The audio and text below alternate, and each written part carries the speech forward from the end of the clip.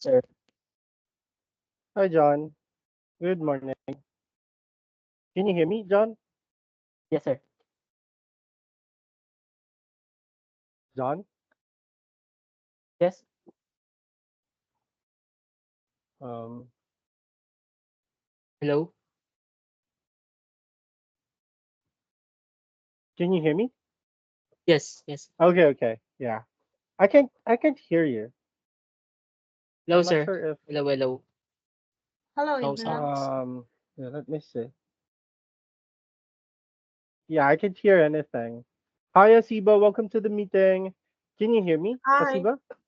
Yes, I can hear Oh, you. I think it's on me, John. I'm not hearing anything. Let me try fixing it.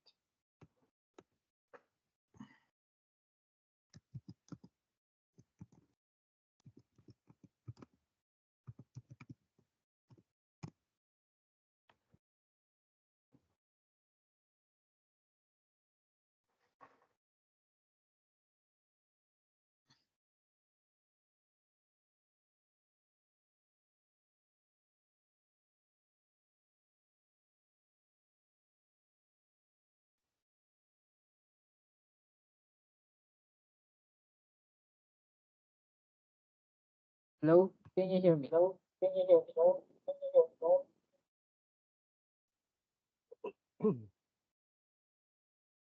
Hello.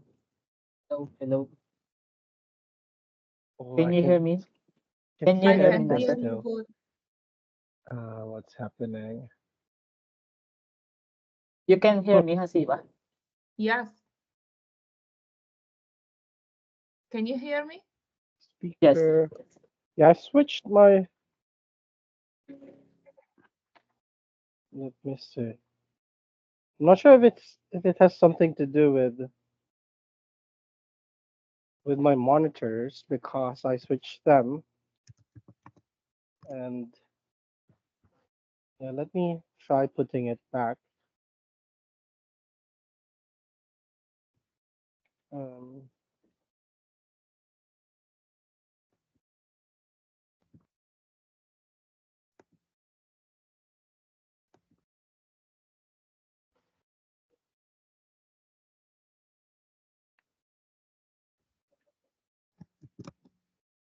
okay.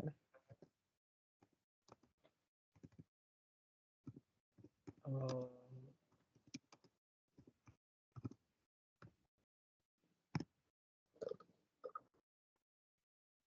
okay, okay, okay. So it's on me, Hasiba.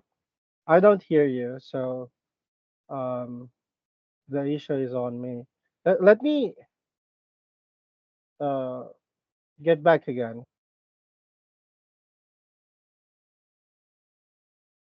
John, can you hear me? Yes. Okay, good.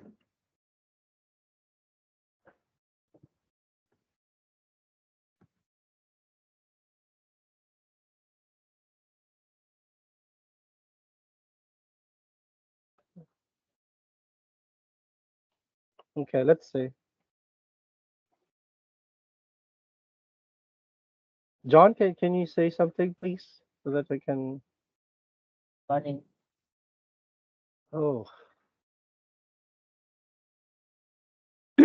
let me just remove this thing. Hello, sir. Mic is not. Hello. Okay.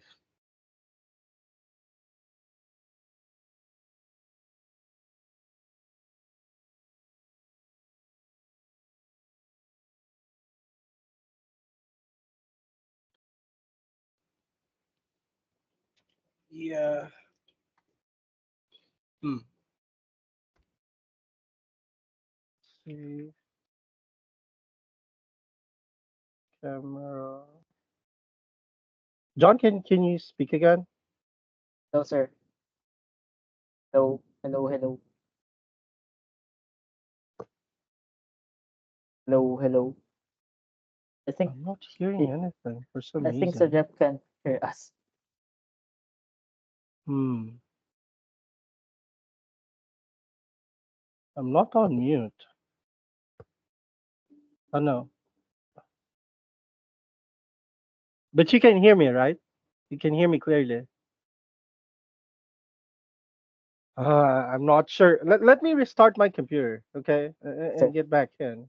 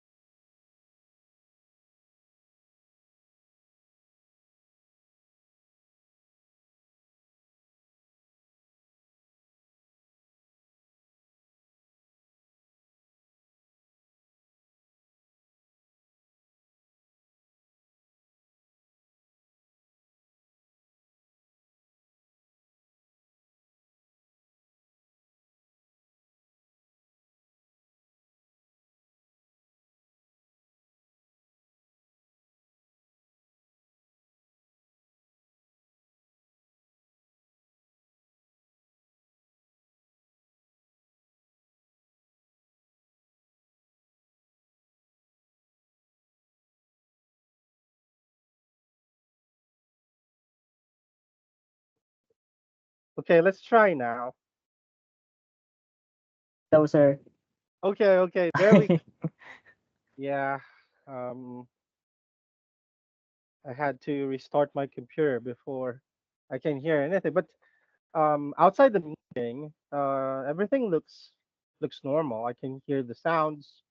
I tried opening YouTube and I can hear the music only in this meeting. Anyway, hi Asiba, how are you? Hello, sir. How are you? I'm good. Hi. Thank you very much. Good afternoon, good evening. So, how was the last session, and how was your vacation? Oh, vacation was pretty busy. Uh, Okay, yeah. Last session was very helpful with John. I see, perfect.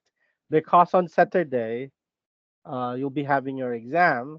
So today is the last session for SQL, and I have added um, an additional topic that's outside the syllabus because, in my experience, I find it really useful.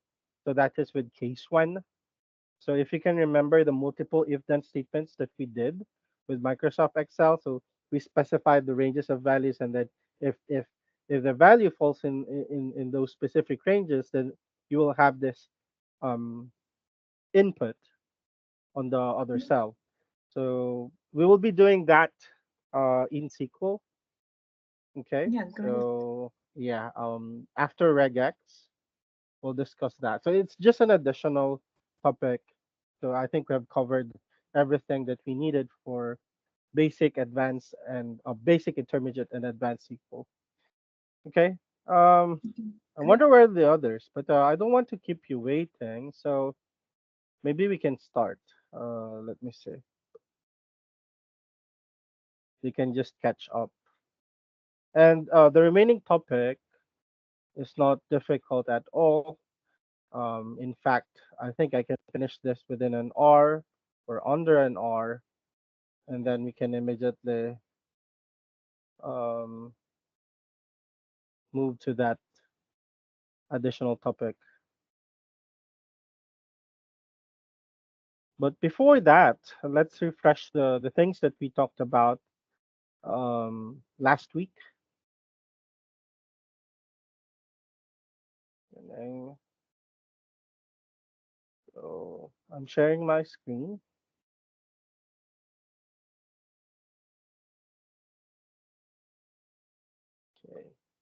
Okay. Can you confirm if you can see it, John? Okay, awesome, cool. So let's start with a quick recap. So the last time we talked about this data wrangling. Okay, so I'll not be going back to the subquery.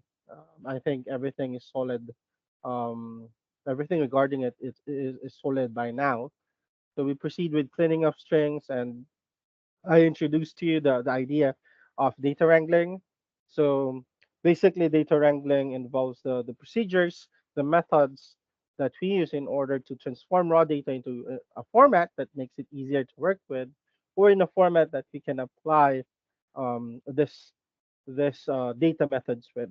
Okay, so what we want with data wrangling is consistency and uniformity. So for the data formats, all of the inputs in your columns, if it's a date, must follow this consistent format for the date. If it's or month first, then day, and then year, then all of the inputs must follow that. So we cannot jumble them. Okay, we cannot have a different format for those inputs. So it should be consistent and uniform. And then we also talk about the merging of columns. So this idea is similar to what we did with Power Pivot. So remember that we merged columns there, and also during the last example that I gave you with the question of Grace, we were able to merge those columns, but just using the plus in the select clause. So as simple as that. So there are other methods to merge columns. So I just showed you one way of doing it. Okay, and we talked about this left statement. So it enables us to extract this number of characters based on our preference. Could be any number. Okay, so depending on the length. So this is context to context basis, and we have the converse of that. So we can start the extraction from the right, and we had this challenge, okay, which required us to combine the idea. So this thing right here, this right date 17, results to um, results to a string, and then we will be applying the left function with it and extract the 11th character. So in doing so, for this specific column, we'll be able to extract the time only, okay, part of the input. And then we have the length function. This is very useful, especially um, if you want to automate things. We'll be talking about this in depth during Python discussion, but here it's a way for us to know, okay, how many characters are there, and always remember that the spaces in between those single quotation marks are included in the count. Okay, so here, how many characters are there? So you start with H, so 1, 2, 3, 4, 5, 6, 7, 8, 9, 10, 11. So there are 11 characters for when you apply the length function on this statement. Okay, always remember that anything in between those quotation marks would be regarded as a character. So when you apply the length function on it, it will include it in the counting. Then we have the trim. So the trim removes the leading and trailing spaces from a string. So this is very useful, especially if you have misencoding. So you have those spaces scattered um, all over around your string, and of course it would mess up your count if you try to apply the count. Then the one with the space with trailing or leading spaces would be regarded as a different category, even though it pertains to the same thing. So it's always better to trim those strings to remove the leading and trailing spaces. Of course, um, there are also instances that inside there are double spaces, so we call that invisible spaces that we also want to check. So that's where the length comes handy. In order to verify if there's invisible spaces in the middle, you can use the length and try to see if they have the same length. And we apply the trim function here. We applied it to remove this specific character, right? Open and close parentheses from a column in this tutorial.sf crime incidents table. So aside from the trailing and leading spaces, you can also remove characters. Okay, you just have to specify them in between the quotation marks. Pretty useful. Trim is very useful. And then we have the L trim and the right trim. So again, this is context specific. So this is combining the idea of the trim function together with the left and the right function. Okay. And then with the position, so if you want to identify the position of a certain character, you can use this position function. However, always remember that it starts the counting from the left. Okay. So in fact, the system, whenever it tries to run a query, it always starts the reading of your codes from left to right. Always remember that. So it will find the first instance of that character that you're looking for. So if you have more than one instance, okay, of that character, remember that it will find the position of the first one. And then we have the str pos, which does the same thing as the position. It's just a different way of doing the same thing. Okay. And it's case sensitive. Don't forget that it's case sensitive. So how the string appears in your rows should be exactly how you would be putting it inside the parentheses. Okay, Hasiba, any questions, any clarifications from the previous discussion? Non? I'm good, thank you. Okay, so with the substring, so this is the last thing right here. So the substring allows us to be more efficient in customizing the existing string. So it combines like the different aspects of the first few methods that we talked about. So the substring position specifies like the first um, the first position that you want to extract. So this in this example, you will be starting the extraction from the fourth position, which is equivalent to j, and then the next four, okay, the next argument would be the length from that position j. So it's very useful if you want to extract a certain part of a string instead of combining the left and right, which would, well, in most cases, would not be very, um, I should say, very efficient, right? It is very prone to error. Um, I suggest that you just use the substring. In fact, this is um, the most widely used function to extract a certain part of a string. Okay, it's just very efficient. And yeah, I left this practice with you, and I hope you were able to finish it with John.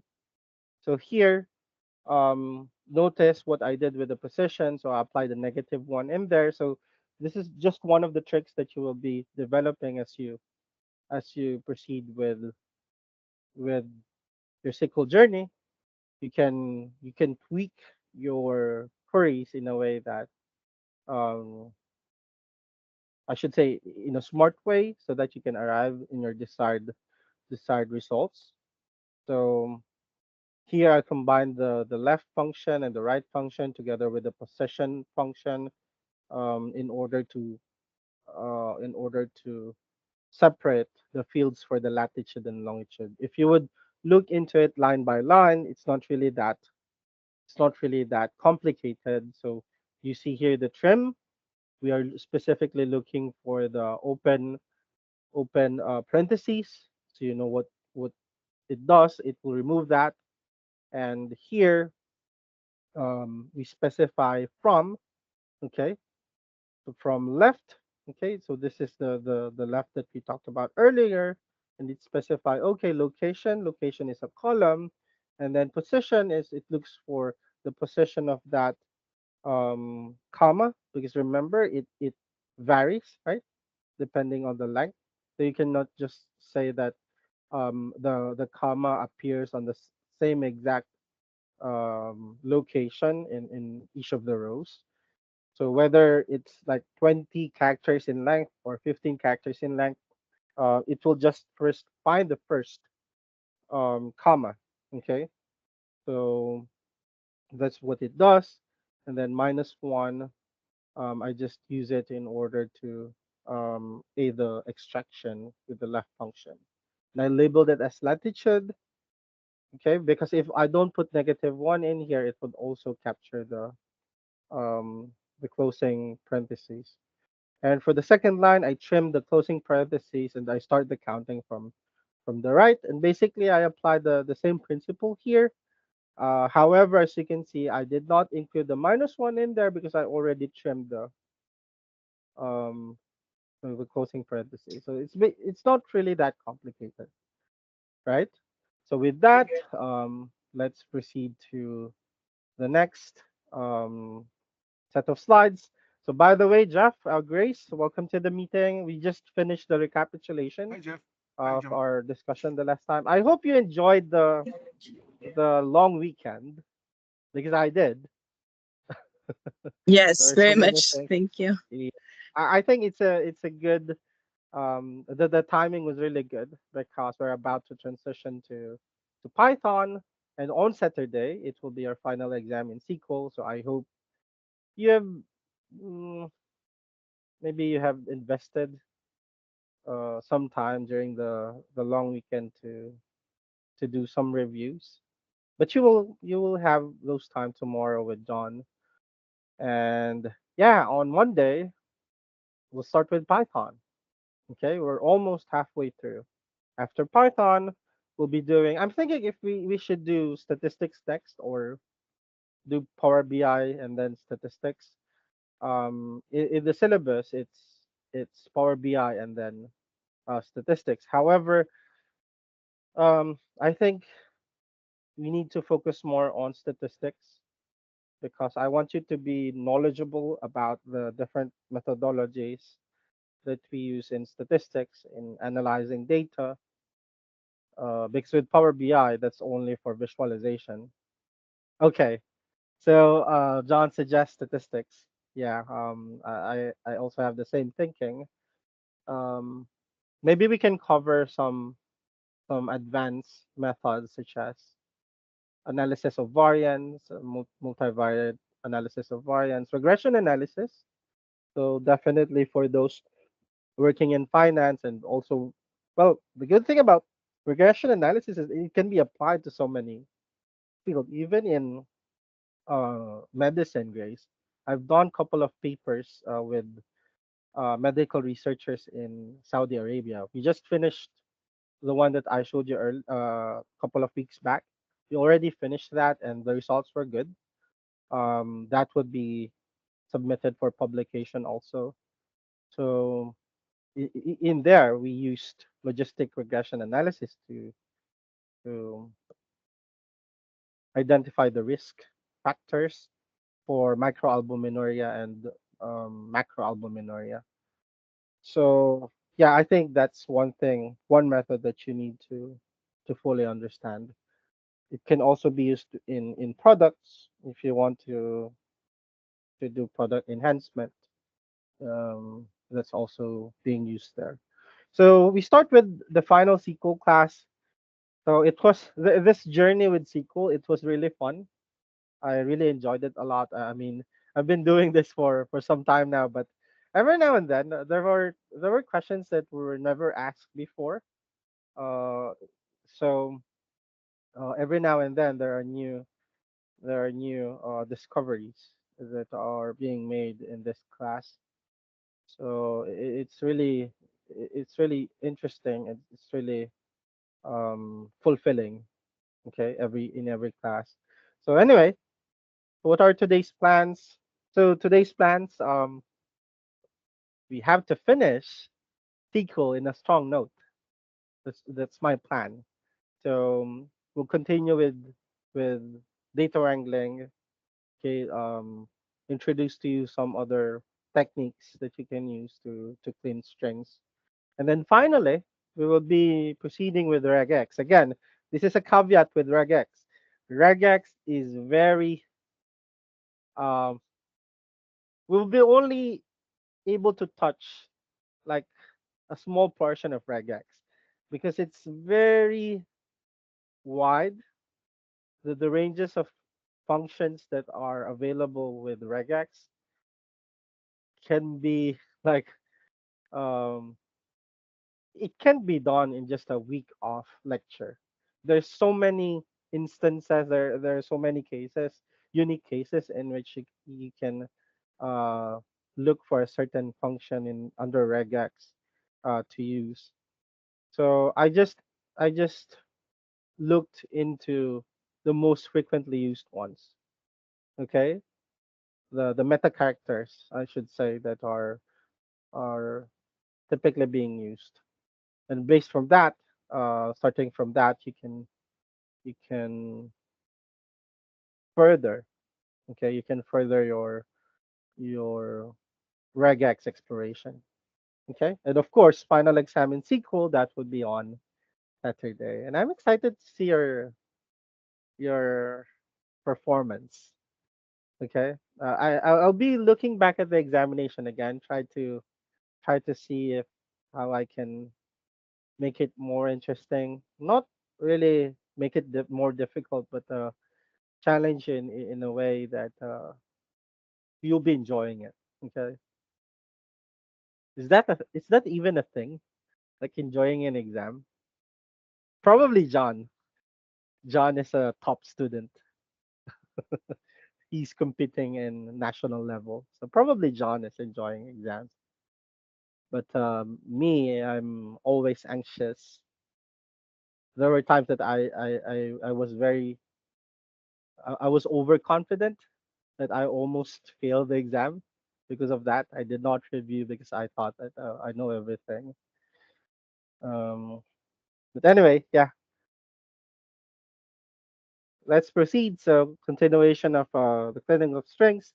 So we have this concat function. So concat meaning concatenation. So concatenation basically means pasting together. That's the meaning of it. So it combines or concatenates two or more strings together. So the syntax framework is concat. Then you have string one, string two, and then string n. So here we are concatenating the inputs of day of week column plus, okay, a space in between, okay, the strings of the date column. So if we don't put any separator, okay, any separator between day of week and date, it would it would not make any sense at all. So the pasting would be like the value on the day of week plus the date without any separator. So you can assign a separator of comma or a space, typically it's space. Okay. So that's what this asterisk, this pair of or rather not asterisk but quotation marks are doing there. So it acts as a separator between the inputs of the day of week and the date. Okay. And then we have the pipe operator. Okay, the pipe character. So it's the same thing as concat. If you would ask me, Jeff, which is more used, is it the pipe operator or the concat? I should say that the pipe operator is more used than the concat. Why? It's just easier to use it, like straightforward. Instead of instead of writing a function, right? Instead of using the concat function, you can just use this pipe operator to perform the concatenation. So basically, this code that I've written here earlier, it can be done in a very efficient way by using the pipe characters. So you have here the day of week, and basically what you're saying here is okay, base it together with a space, and then base it together with the date. Okay, so the pipe character can be found typically above the enter key on your keyboard if you're using like the US keyboard. In a Japanese keyboard, I think it's somewhere on the right of the enter.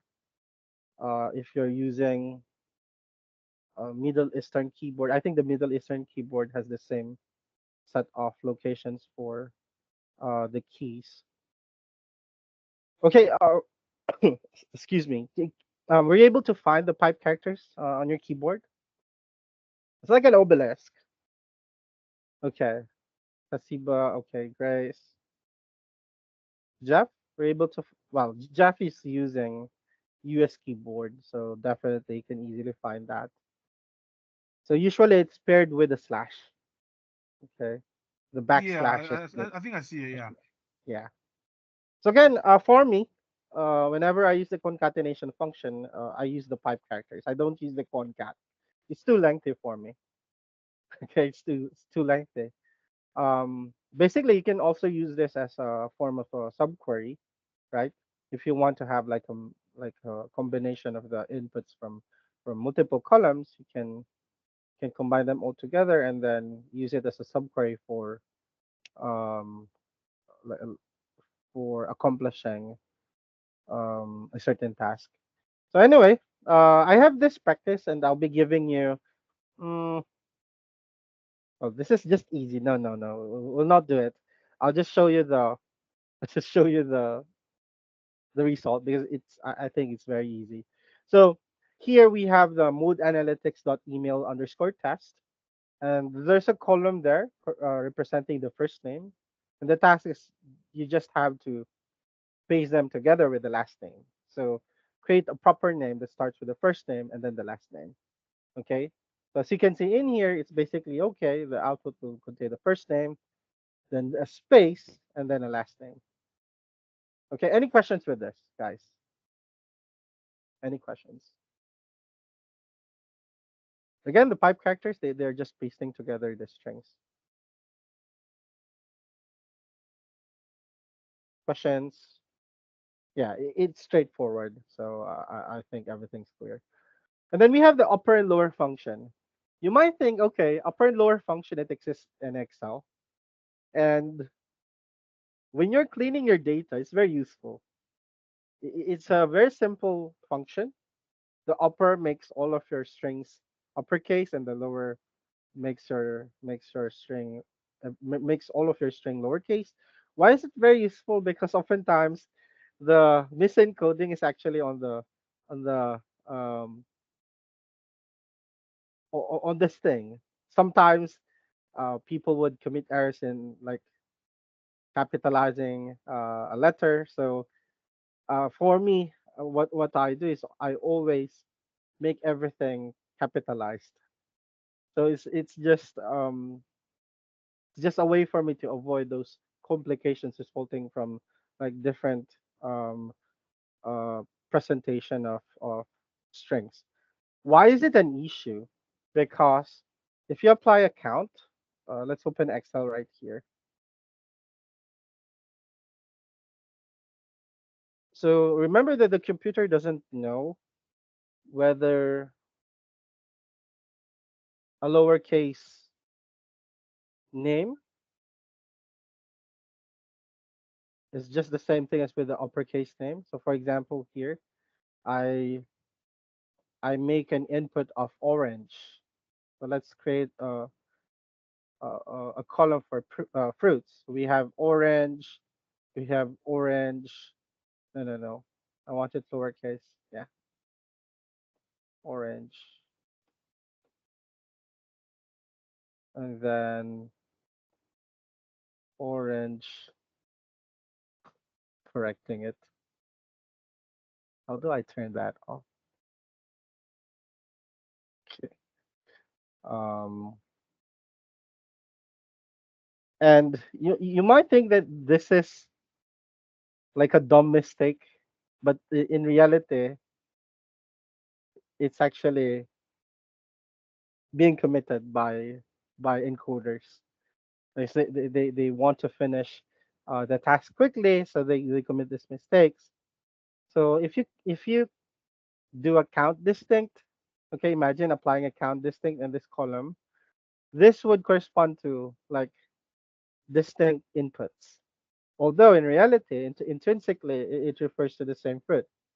So in order to avoid that, we will be applying the upper function, right, on this, and then basically it will be um, it will capitalize all of the letters.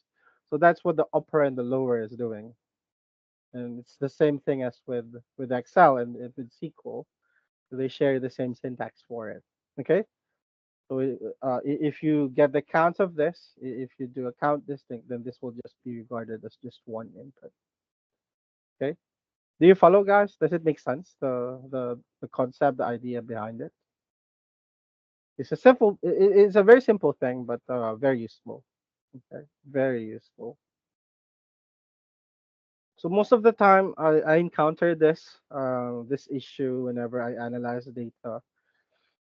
Um, and in order to save time, I just capitalize all of it because it's a pain to look for um, those errors, like running the cross tabulations every now and then and seeing this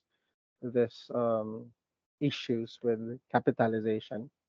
Okay, you will encounter that. Definitely, you will encounter that um, when you're already in the industry. So, yep. So that's upper and lower for you. Skimming and uppercase. So yeah, we will not do it live because it's very straightforward. Most of the things that we're discussing right now, they are pretty straightforward. So we'll not be switching to mode. But during your lab, maybe tomorrow, you can do some practices. I think we have reserved practices for these things, right, John? Check the class 15 folder. Yep. And then here's the extract. So this is also one function that we have to use in the previous practices or labs that the problem with that is I haven't yet introduced that to you, the extract function. So it extracts part of a date. Okay, so you can extract only the year, as you can see from the first for the second line here. You can extract the month, the day, the hour, and this DOW here is the day of the week. So it could be Monday, Tuesday, whatsoever. Okay. So why do you need that? Well, again, it depends on your goal. It depends on what analysis are you doing. So what visualizations you want to make. So yeah, but it gives you a way to extract those parts of a date.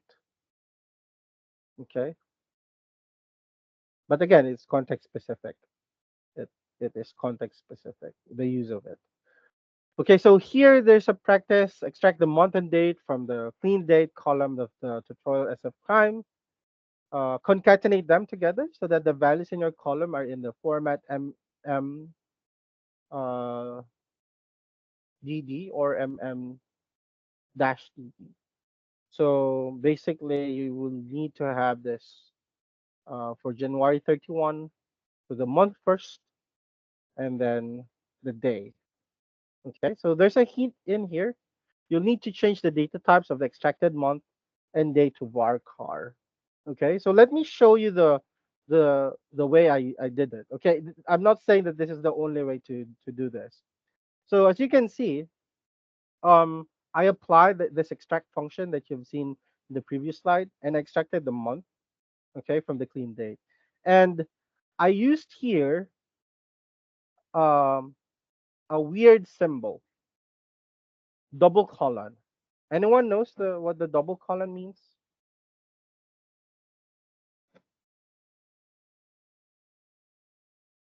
It's for typecasting. So typecasting meaning we're converting it to a different data type. So I think you were able to see the typecasting before using the uh, other function. John, were you able to remember that? I think it's Um, cast. yeah, we use the cast word, right? But you can also use this. Basically, it functions the same.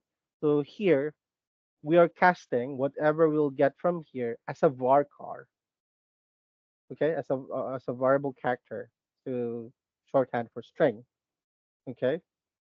So that's what the double double colon means, okay. It's a cast or a typecasting um ca- uh typecasting symbol. And then after that, So this is one result. We will be pasting it together with a dash because we want this framework, right? So this part right here would form the month part. Okay. And then dash the second part right here would form the date. The day rather, not date. Okay. So here we'll be extracting the day from clean date and then typecast it as a varchar. Okay. And then this would form um this this new format or m dash dd. Any questions, guys? Again, this symbol right here, this double colon that forms like a die. Okay. um a die with the four turned up is a symbol for typecasting, similar to what you did earlier with the cast function, but this is a shorthand method to do it. Okay. Questions, guys? Questions? Or can I get a thumbs up if everything's clear? And if not, then we'll have to go to mode and visualize what happened here. Okay, I see Jeff. How about Hasiba and Grace? Actually, I think maybe visualizing will help too. So Okay, sure. So let's proceed with mode. And let me just open my mode. I also want you to open your mode so that you can do it together with me. John, can you paste this in the chat box, please? Thank you very much.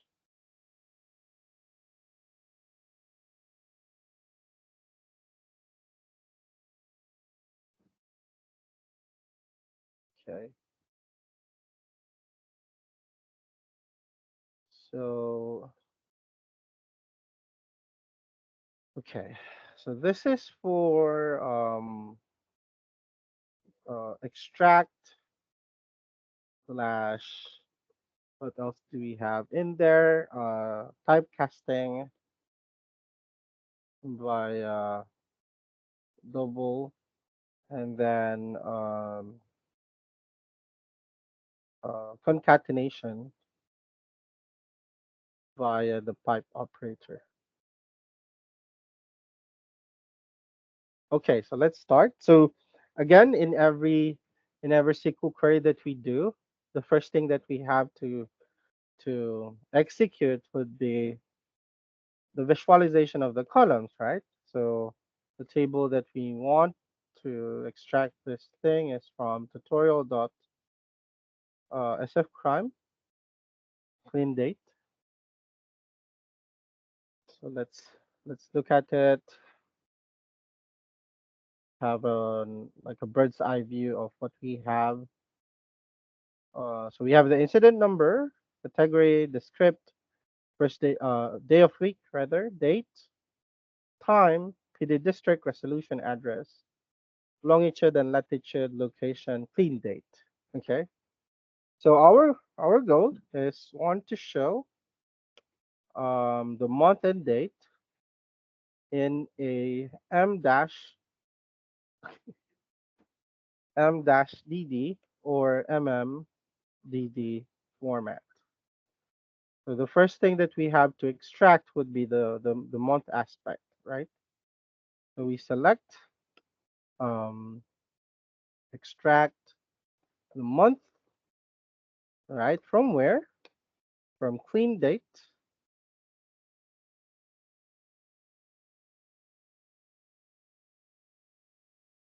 Um, define the table first. Tutorial.sf prime clean date. Okay, after we have extract that month, okay, so looking at the clean date, so when we extract the month, so it would pull this value right here, okay, because this is on YYY MMDD format, okay. You will be typecasting it because currently it's a number. Do you follow, guys? Currently, it's a number. Do you still see my screen? Okay. So once you pull this up, it will be a number. So remember that we're using this methods for manipulating strings. So if we don't convert it as a varchar, then there will be issues, right? So maybe we should skip that for a while and use the pipe character to paste, right? Together with the month part, or rather the day from clean date as well. Okay, so I'll be skipping also that part of converting it to a varchar. Let's see. So currently we have here. Let's add it a proper name. So extract as mm, new date. Let's name it new date.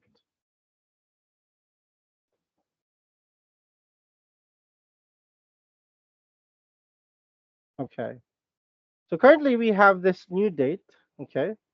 However, the format of that, if you look at it, oh, it's already a string. Good for us. Okay. So in fact, even without the typecasting, it would actually work. This currently is considered as a date as a string type, which intrigues me if originally it was encoded as a date.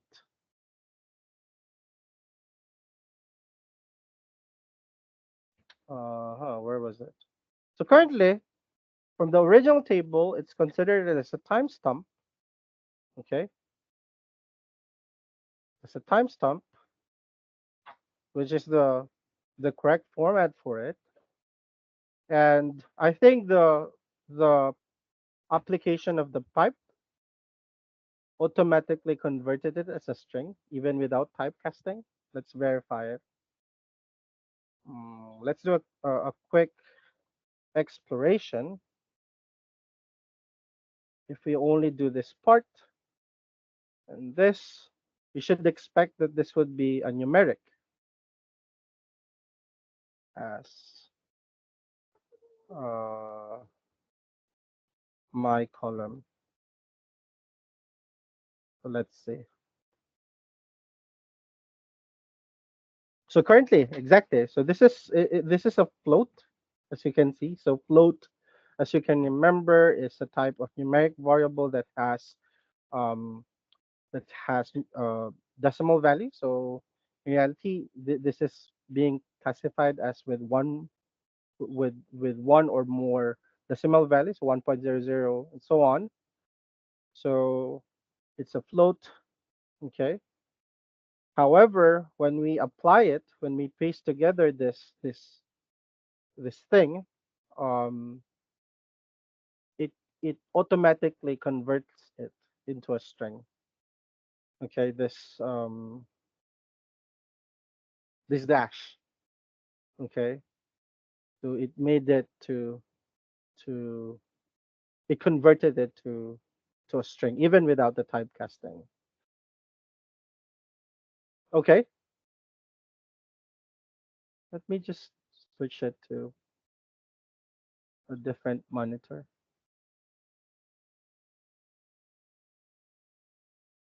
Questions, guys? Questions? So there are multiple data formats in SQL. Let me send you the list. I always use the Geek for Geeks or the W3 schools for this kinds of things.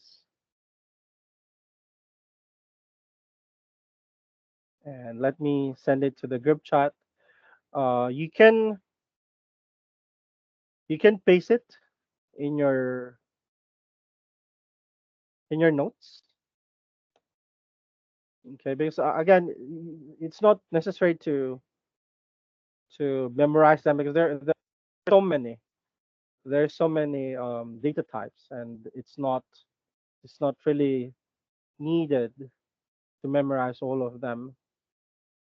So suppose that we want to convert it to say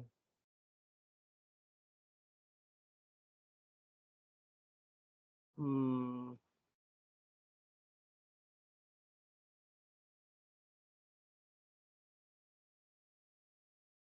to an integer. What we can do here is typecast this as an int.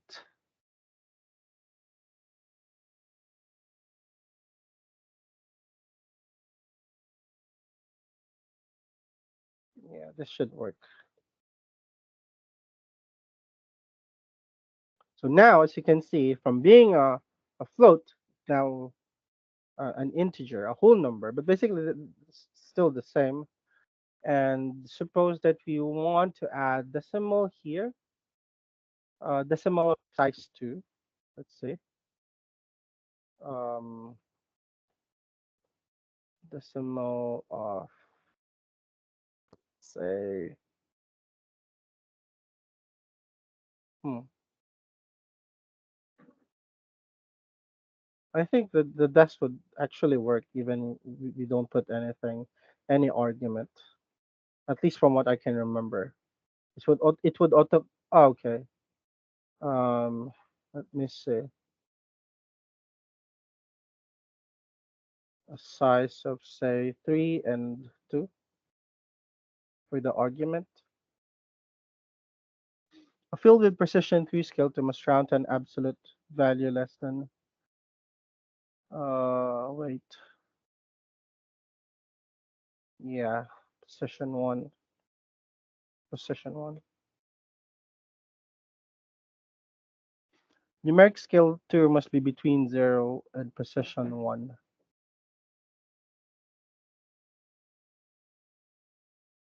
Um, let's see. The default is 0, but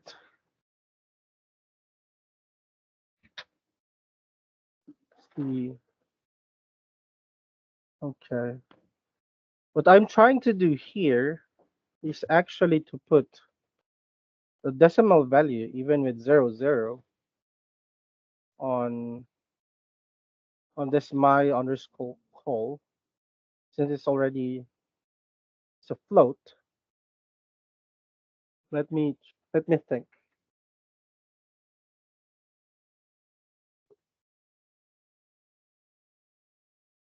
I'm thinking about the round function.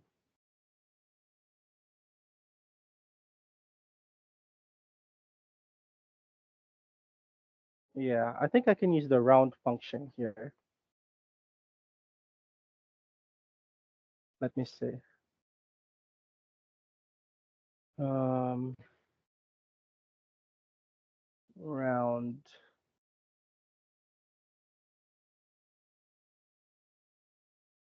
Just for a while.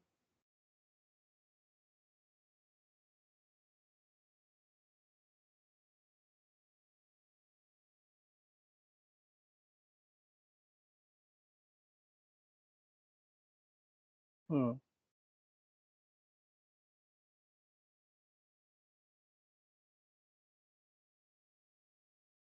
I think I can use this round function. After I've typecasted this,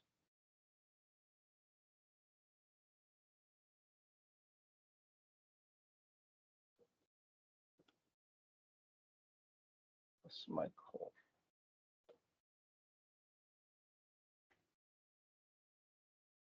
Oh, it's not giving me. Uh,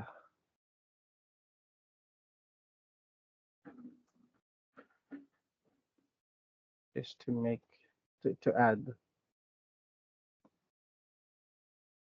Hmm.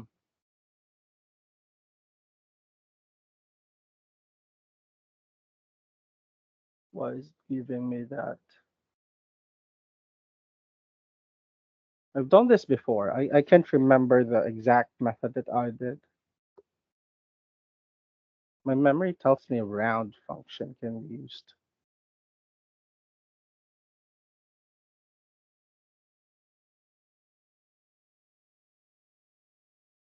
Extract. Anyway, um, I think I'll be burning time if I try to remember this. But basically here, what I'm trying to do is just to add the zeros here. So since this is a whole number, right?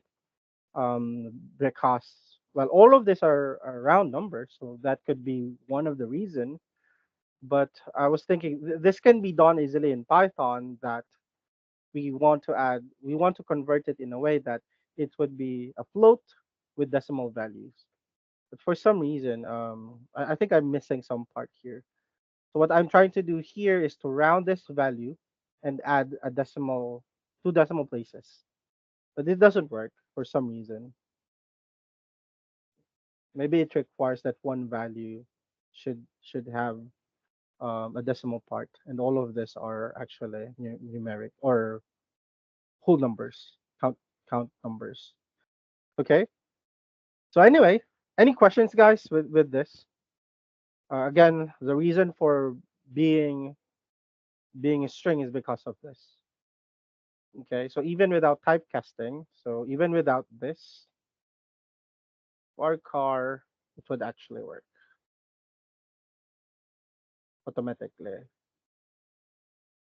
But there are values, there are instances in which you will get an error with this, especially if you're working with a specific data type because or specific functions that can only be used with strings. Okay. So John sends this extract 10 to 10 is the length. Did it work, John? Did it work? Hmm. Let's see. Let me try that. Let's adapt this code that I have in here. And basically what I just have to do is to identify the correct parameter for this one.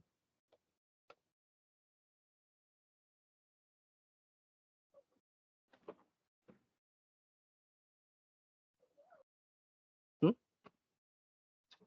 I converted it again into a bar chart A so that varchar. so that it presented the two decimals after one Yeah, on the output. although it defeats the purpose. The reason why you're adding the decimal part there is to eventually do some computations. So converting it again to varchar actually defeats that purpose. But let's try. Okay, let's try.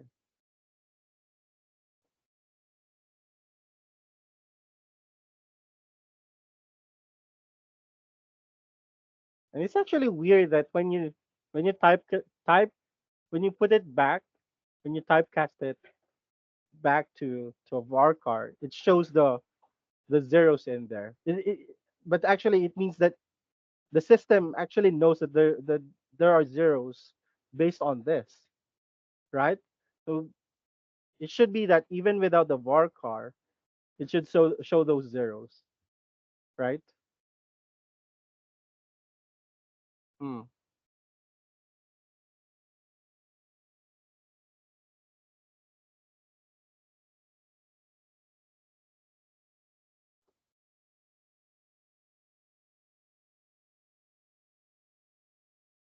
Yeah, it defeats the purpose.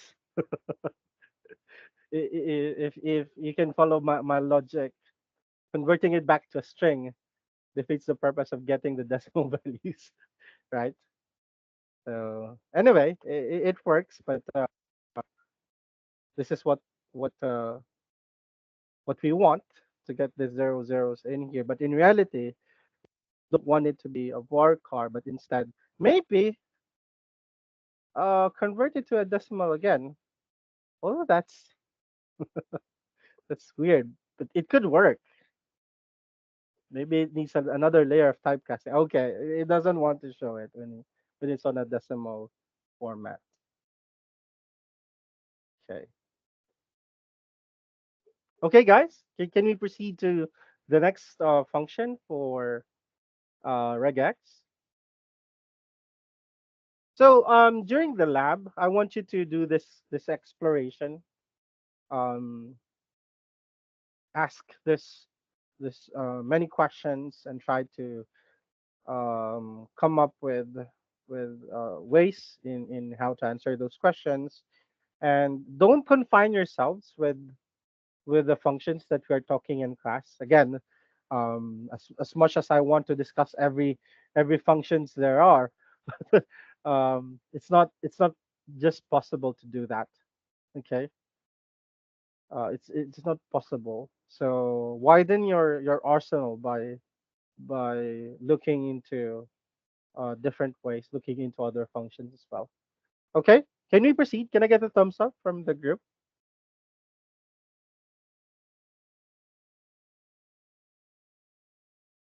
Okay, awesome, cool. So, yep. Let's go back to the presentation. So that's the type character, that's the typecasting, and so on. And the coalesce function. So just one quick thing. So that the two columns, it basically there's no difference than actually typing it out, like the type, like um, changing the type. yes, it's because we inserted this thing right here. Yeah. Um, if we don't put any of this dash, I think it would be considered still as a number. Yeah, let's Okay. see. Yeah, this would be a number from the first, um, a number from the first, and a number from the second. Yeah, so it's still But a I mean, string. it's the same The thing as how we used a bar card before, right? Like yes, when we it's the did the same thing. type the typecast, right? When we cast Yeah, it, we basically instead of casting, we could just use the column. yeah, Okay. exactly. So the last time, the reason for typecasting is because the function won't work on the current or the original format. That's why you need to transform it into, or typecast it, I should say, to another format. So those are the reasons that you would be doing this. Right. Like for example, it's currently a string. So if you try to apply a sum function in there, it won't be possible. Of Yeah. course, you would not apply a sum function here because these are dates, but Yeah. in most cases, you'll be needing to do another step, a succeeding step of getting a summary or getting an average. That's the time that you need to transform it again to either a float or a decimal or whatever numeric value there Okay. is. Yeah. So that's the reason for typecasting, just to But yeah, so apply to basically this one. for what we did last time, we could just Mhm. replace that with the two column two, right? Yeah. Okay. Cool. Yep. So how about others? Do you have any questions? Any clarifications about the use of this? Again, this is just one like one example, but in reality, it would be needing to be creative. Like again, it depends on the result that you want to to have. So you just have to be familiar in how to like combine this different functions in manipulating the strings. You would less likely do that with numbers. I mean, um, well, dates are considered numbers, but in order to manipulate those states, we treat them as strings. But with numbers, you would rarely do that.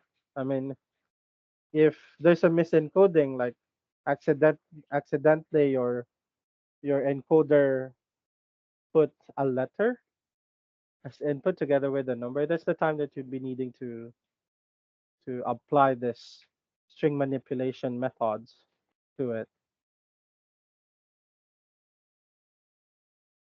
But typically, you'd be doing this to make the inputs uniform, transform the string in a different format, in a different presentation, such as this. So yeah, it's again context specific type of thing. Okay. So yep, let's move to Coalesce. Coalesce is something that you'd be using most of the time because there are tons of null values in your data set. What are the sources of null values? There are so many reasons for it. Probably your encoder missed that row, or in a survey, the respondent skipped that question. It could be that the response is out of bounds. So, for example, the maximum age that your respondent needs to be is at 40, but someone responded like 74, but you know that it's impossible, or someone responded 4. So if you try to retain those figures, it would definitely affect your summaries. So what you do with those incorrect encodings would be, or incorrect inputs would be, to make them nulls. Do you follow? So for example, you have an age here, okay, age variable, and you know that the minimum is 18 and the maximum is say 30, but you have say 8 in here, and you know that it's impossible because you did not have any child respondent. So it could be 28, it could be 18. So you're not sure. So what you do is you just make it missing value so that you can still use the other information, right? So there are those instances for having missing values. What else? It could be like negative 999. Sometimes the database, I think 1970s and earlier, it automatically assigns a value for missing values.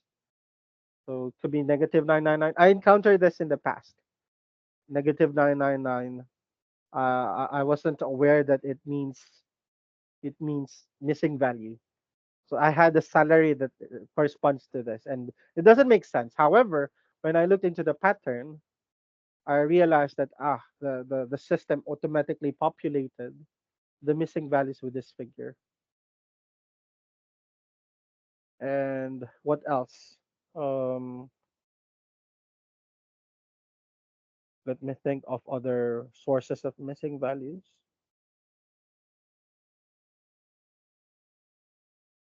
It could also be during the processing of the table. Remember the different joins and the different unions that we talked about, right? So those methods result to missing values if not done correctly. Even when done correctly, uh, naturally it produces this missing values, right? So those are the instances. Okay, so it's better that you know how to handle them. So if you want to replace it with a specific value, you can use the coalesce. So the coalesce function to take as argument the column. Okay, all of the missing values in this descript column would be replaced with a no description. Now I want to ask you, what if you want to replace a numeric column with the average of that column. All of the missing values, I should say, all of the missing values of that column with the average. So you have a grade in here, 33, 45, then missing, 56, 44, 78.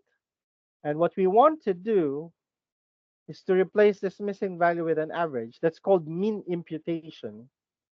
Okay.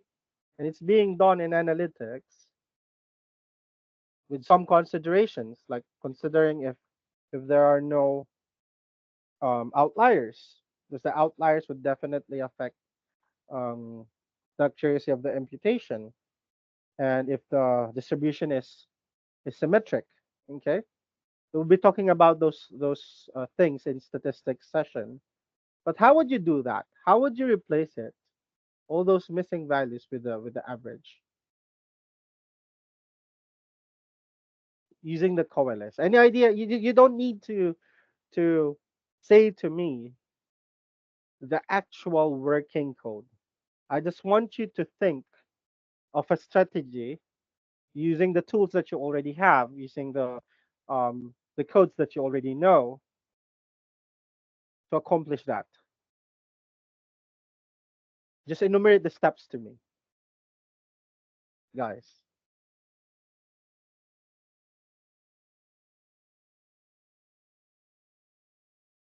Any guess? Well, are we using that specific? Wait, hold on. What example are we using? Any column. You just enumerate the step to me, the steps. So what we want to replace the NAs of a numeric column with its average. That's what we Yeah, want to so I do. mean, it would be like, well, like the code you had there, right? Like with Mm. the code, is it coalesce? Coalesce, yeah. Coalesce, and then it would be like instead of the script, it would be just whatever column it is, and then I would just be like, wouldn't it be just average of that So column? so That your column? idea is to replace this no description with an average, right? Yeah. Okay, so let's try that. Let's try that. So let's just copy the um let's first find the Your tone data makes it set. sound like your tone sounds like makes it sound like it's not gonna work.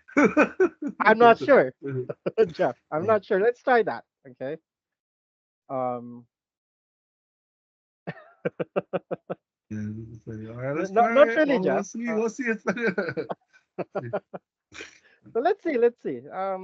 The only way to find if something would work is Yeah, to yeah. So try it. first, then let's pick. Let's look at the column. Which ones are missing? Yes. Let's see a column that we can practice with. Um, that would actually make sense, right? Mm, Uh, I don't know if I, this is good I don't think this data. yeah, this data would work. Um, let's try accounts.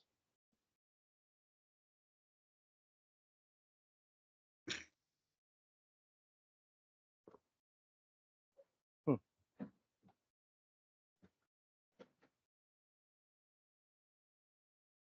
Was it accounts? Just accounts, or yeah, I think so. Um, yeah, this also. Let's go to the flights.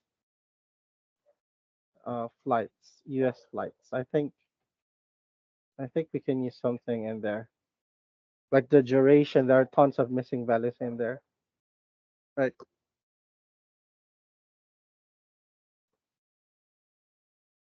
We'll not take any break in today's sessions, guys. I want to maximize the time because I'll be introducing something to you that would accomplish the multiple if then statement that we did before in Excel.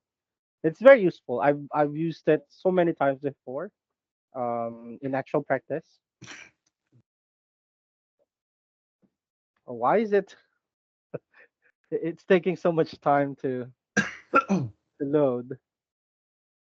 Okay. I think we can use the carrier delay, This I right? don't know if there's anything missing. Carry delay. Carry delay works. Yeah. Yeah, carrier delay. So what we can do is um, select the carrier delay, Yeah. right? And then Coalesce. coalesce. Yeah, coalesce. And then carrier delay. Delay. And then Average what's your code. idea, Jeff? Get the sum of Uh, carrier delay. I was gonna do average, but Ah, sorry. Yeah, should be the average. What is the code again for the average? AVG. AVG. Perfect. So let's see if this would work. Okay. Oh my god. So there's an error here. Oh, goodbye. Goodbye. Huh. So it doesn't know how to like what would be the groupings in which to apply the average to. So what do you think would be the workaround here? Uh, is it gonna be like a sub query? How would you do that? So would be select like average carry delay and Yeah, then from tutorial that table. tutorial dot US bytes. Yeah. And then put that as the Okay. Put so put it and at then so let's see from how would you edit this? You're on the right track, I should say. That's one way. You're thinking oh you're thinking of it. is it possible to put that where the AVG carrier delay put that select in there? Is it possible? Here? Yeah. Okay, why do you think it would work?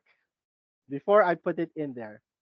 Because it's returning one value, right? So that table Okay. is basically that query is returning one value, and then you're just you're telling it what to put in there, right? So, Okay.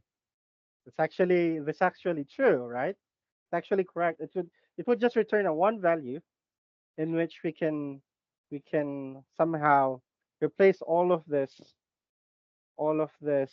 missing values with, right? So what yeah. you're what you're what you're planning to do is to apply subquery. So would it Yes. work if I just copy all of this without the semicolon, of course, and then paste it right here? Yeah, and then you have to maybe set a like a alias for it, right? Mm,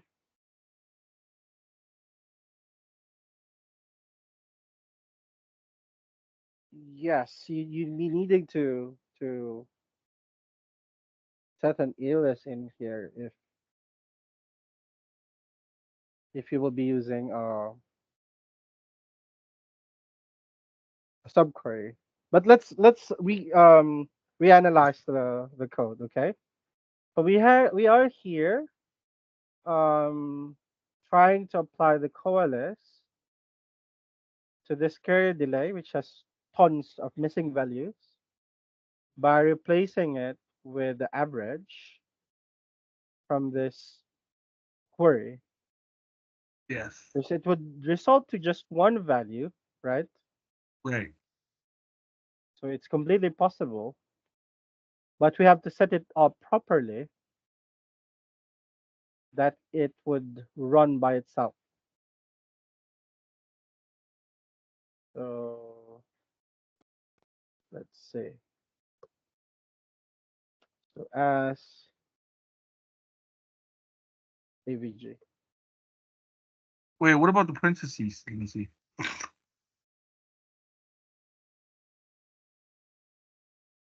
Yeah, you're right. Should there be a parenthesis after select or no? Hmm, After the second selection, should there be wait how I forgot how? Oh no no no this no one, no. like that. No. Wait. It's I inside forgot. this. So supposedly, this closing thing Oh, is okay. for the Yeah. coalesce, Yeah, okay. right? Yeah. No, but That's then for if the you coalesce. close it like that, it's but now don't we have an extra parenthesis? Um, Let me think. Yeah, you're right. So this one is an extra. So this should be inside this. But then this is kind of giving an alias to the coalesce, right? Yeah. So this is wrong because when we close this, what's being applied is actually the coalesce function. So it should be somewhere in here, right? Which makes me think if it's really Wait, needed how I to. forgot how do we do the subquery? Let me see. Yeah, let me think. I'm thinking if it's really necessary to have um select AVG delay. Oh, maybe outside of says select, outside of the second select. Um, yeah, let's try. No. So Yeah. no, not here, but like outside of the second select. Hmm. No. This So it will be on. So delete that. Yeah, like so. okay. After the carrier delay, between the carrier delay and the select. Hmm. Here No, between the carrier delay and the select, and the select between the on the right carrier above. delay and the select. So coalesce carrier delay, comma, and then parenthesis select. No, Here. select. No. Outside the select, like go to the left, like yeah, It's right here. here. Yeah, that'll Um. work. Put a parenthesis there, So if we put the parenthesis here, and then over here it could be like then we can uh add here another parenthesis to yeah, create a grouping yeah, average as new, average. right? Yeah, Yeah. And then this closing one would now be for the coalesce, right. right? Let's see. That work. Select carrier delay, coalesce, carrier delay, select average, carrier delay from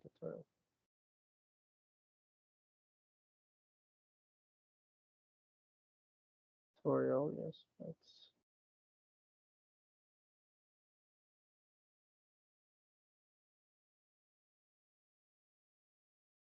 And I, average. I think Yes. that's it. Hmm. I think average new.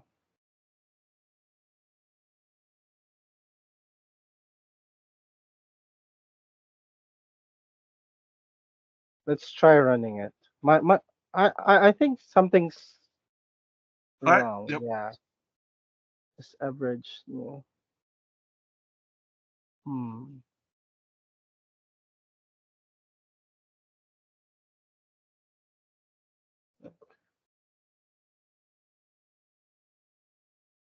Select. So let's restart. Okay. All right. I failed. Well, it's a good try, and we should keep trying, right? This is a good practice. Um, so this is working. So this is a standalone query. So that's one requirement for subquery. So this is a single value, so we can use it to replace all of the missing values here. So what we can do is to actually select coalesce, coalesce, and carrier delay, and then we're sure that whatever's inside this argument should be a subquery. And we just have to set it up properly, right? And my thinking is that um we don't really need um from tutorial US flights.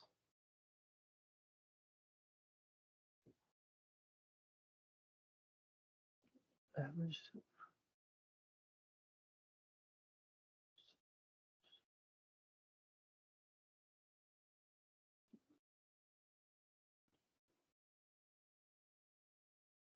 Then from tutorial uh, US flights. Okay.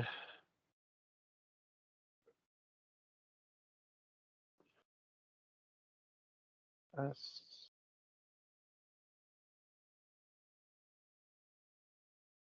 yeah. So let's try this one. Mm-hmm. Okay.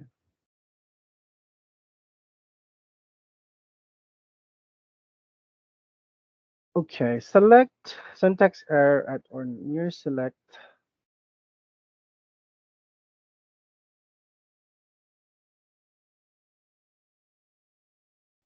Hmm.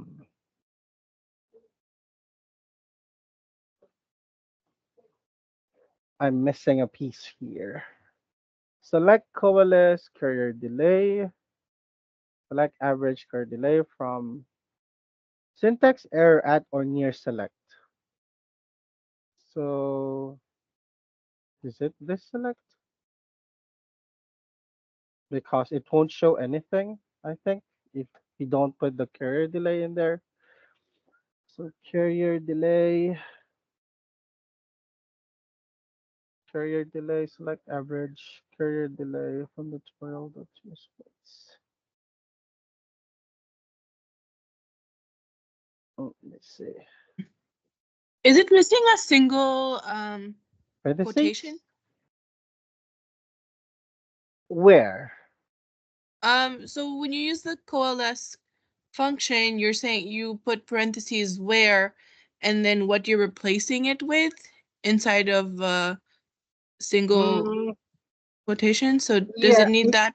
no, if we do that, Grace, what will be the nulls will be filled with this exact phrase. Do you follow? Mm-hmm. So it will be filled with that, and it won't actually fill it with the average. So it won't really. Hmm, I think.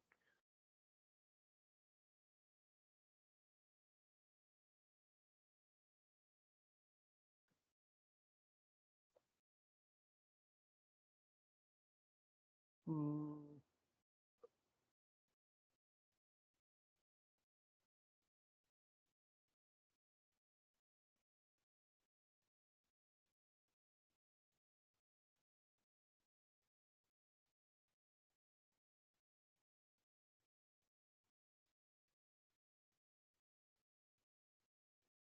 I think it's just because of the parentheses. Let me rewrite it. Um, okay.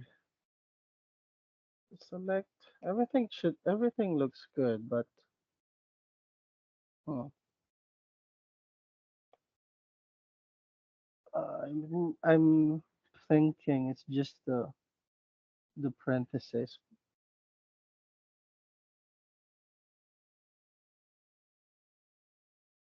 So carry delay for this table. Select descript, coalesce descript, no description. That no description must be replaced instead of a string it should be a number.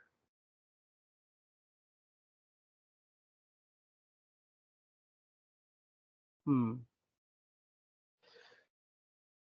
So this should be a number. And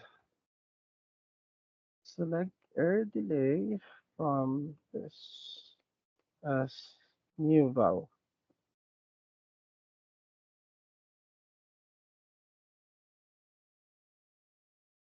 Let me think. OLS carrier delay. So this would be one whole value from this new value. I think I need another pair here. One for the coalesce. I think this should work now. There we go. And we have to make sure that it really replaced everything. Yeah, it replaced everything. All of the missing values are now replaced. So basically, it's about the Jeff's idea was actually correct earlier. I think I missed one parenthesis. Jeff, have you seen it? Wait a minute, hold up. What was Yeah, the issue? I think I missed one parenthesis earlier. Right? Oh, so I guess. Wait a minute. Uh, Wait a minute. Wait a Instead minute. of So I putting guess that the but no. See, here's the thing though. Let me see. So yeah, this alias is set to the means, coalesce. um not really. This is So earlier, assigned. I specifically didn't want to do that because I was like, when you do that, it's setting that as that new val to the coalesce because it's like Um outside of the coalesce is parentheses. So I specifically asked you to put that inside that one parenthesis, and I guess that it didn't work. I guess now it works. let me think. So you were thinking earlier that the alias must be applied to the subquery, right? Yeah, that's what I thought. That's why it's inside the parentheses. That's why it looked like this. I'm trying to remember the form that we had earlier. That's why it looked Exactly. like That this, was it, right? and that didn't run. But If that you makes did logical this sense, way, though. That makes logical sense, right? Because you're applying, because you're setting that, because it's you're giving an alias to the subquery. um, But then I guess the system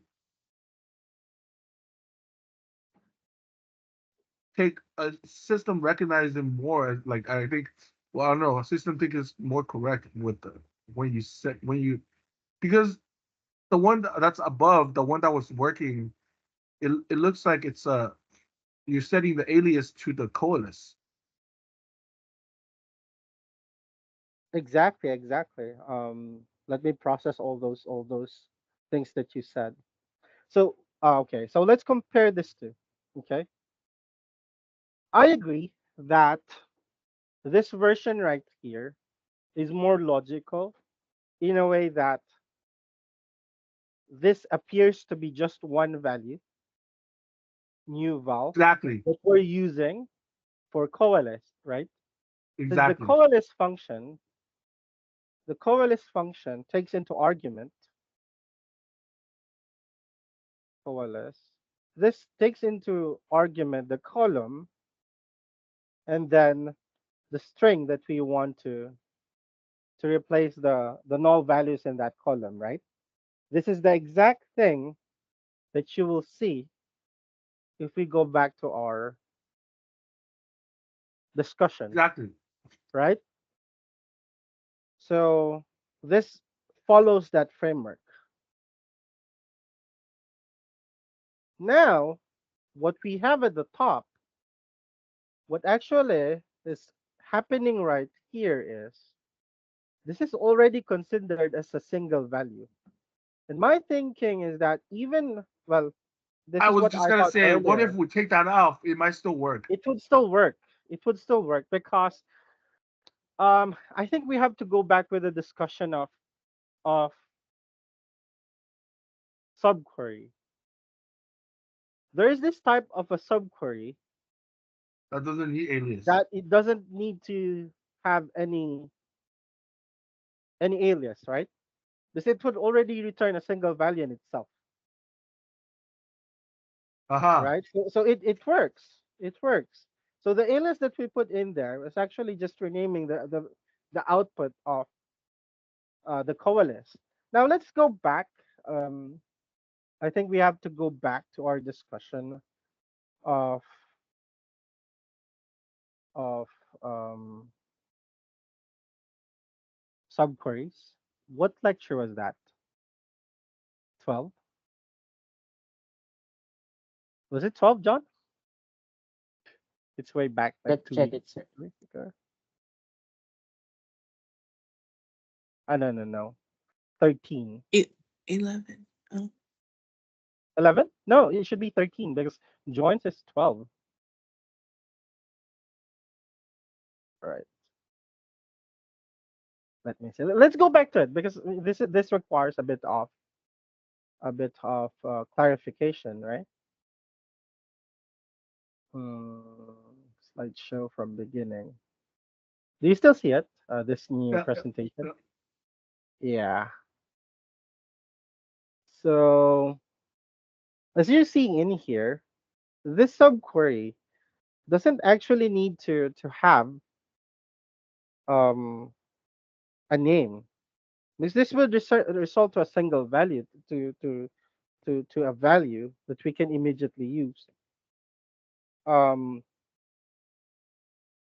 I think the where clause.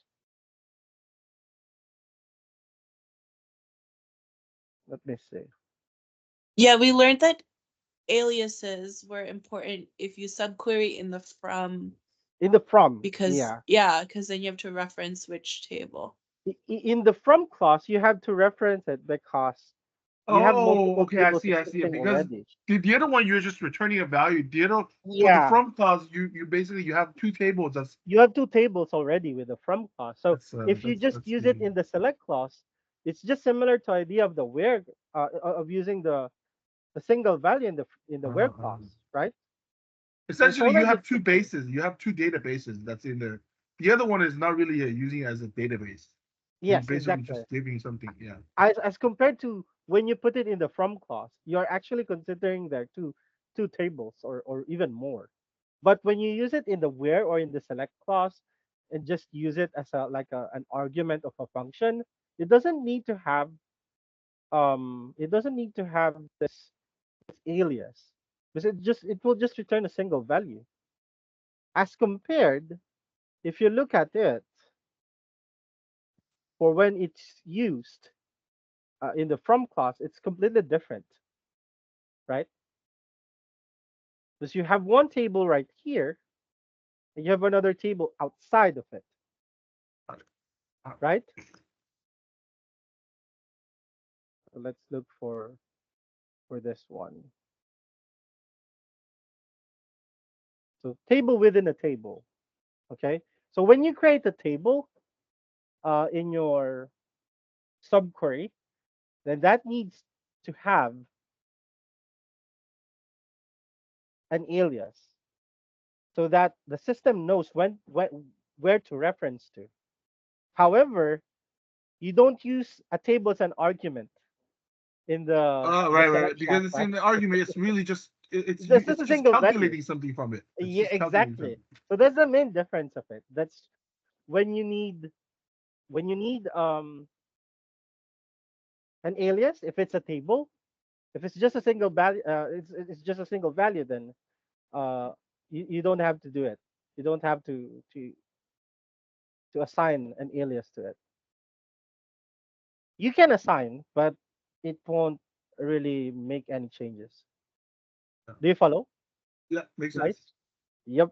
So I don't advise you to do that actually because there are so many things that we have to talk about first before we actually dive into um to that thing.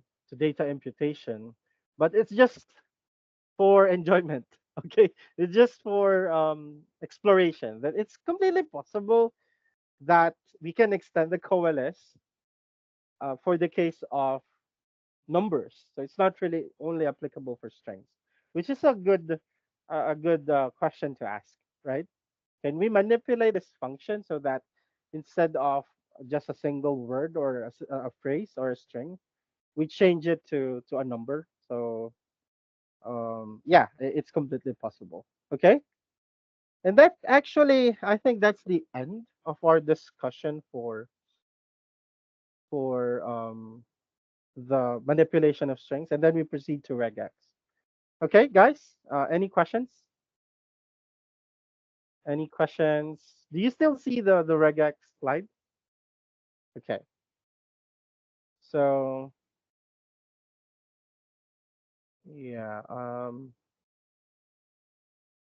so regex or regular expression is a sequence of characters used to search and locate specific sequences of characters that match a certain pattern. So regex are used in many programming languages. So we'll also tackle this with Python. So it is a very useful skill to learn if you're interested in processing language, text, and characters. So to say it, working with strings is way more difficult than working with numbers.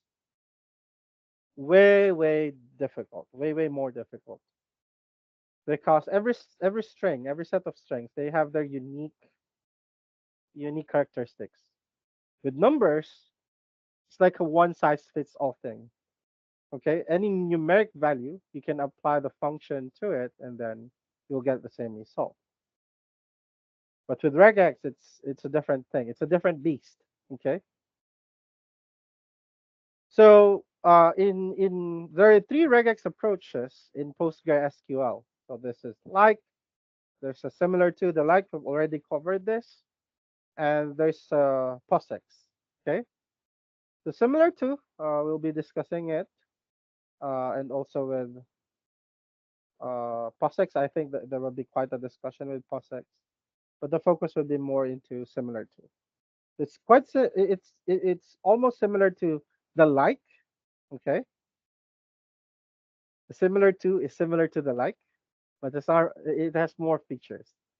Okay, so as you can see, we'll also use the same wildcards that we've used with the like function. We'll use this percentage operator again. Can you still recall the percentage operator, guys?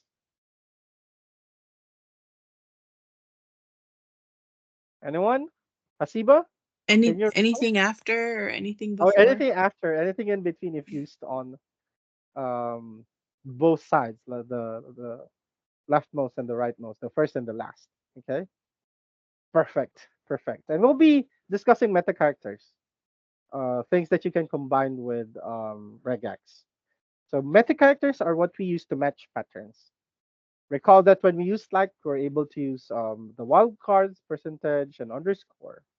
So percentage, 0, 1, or multiple characters.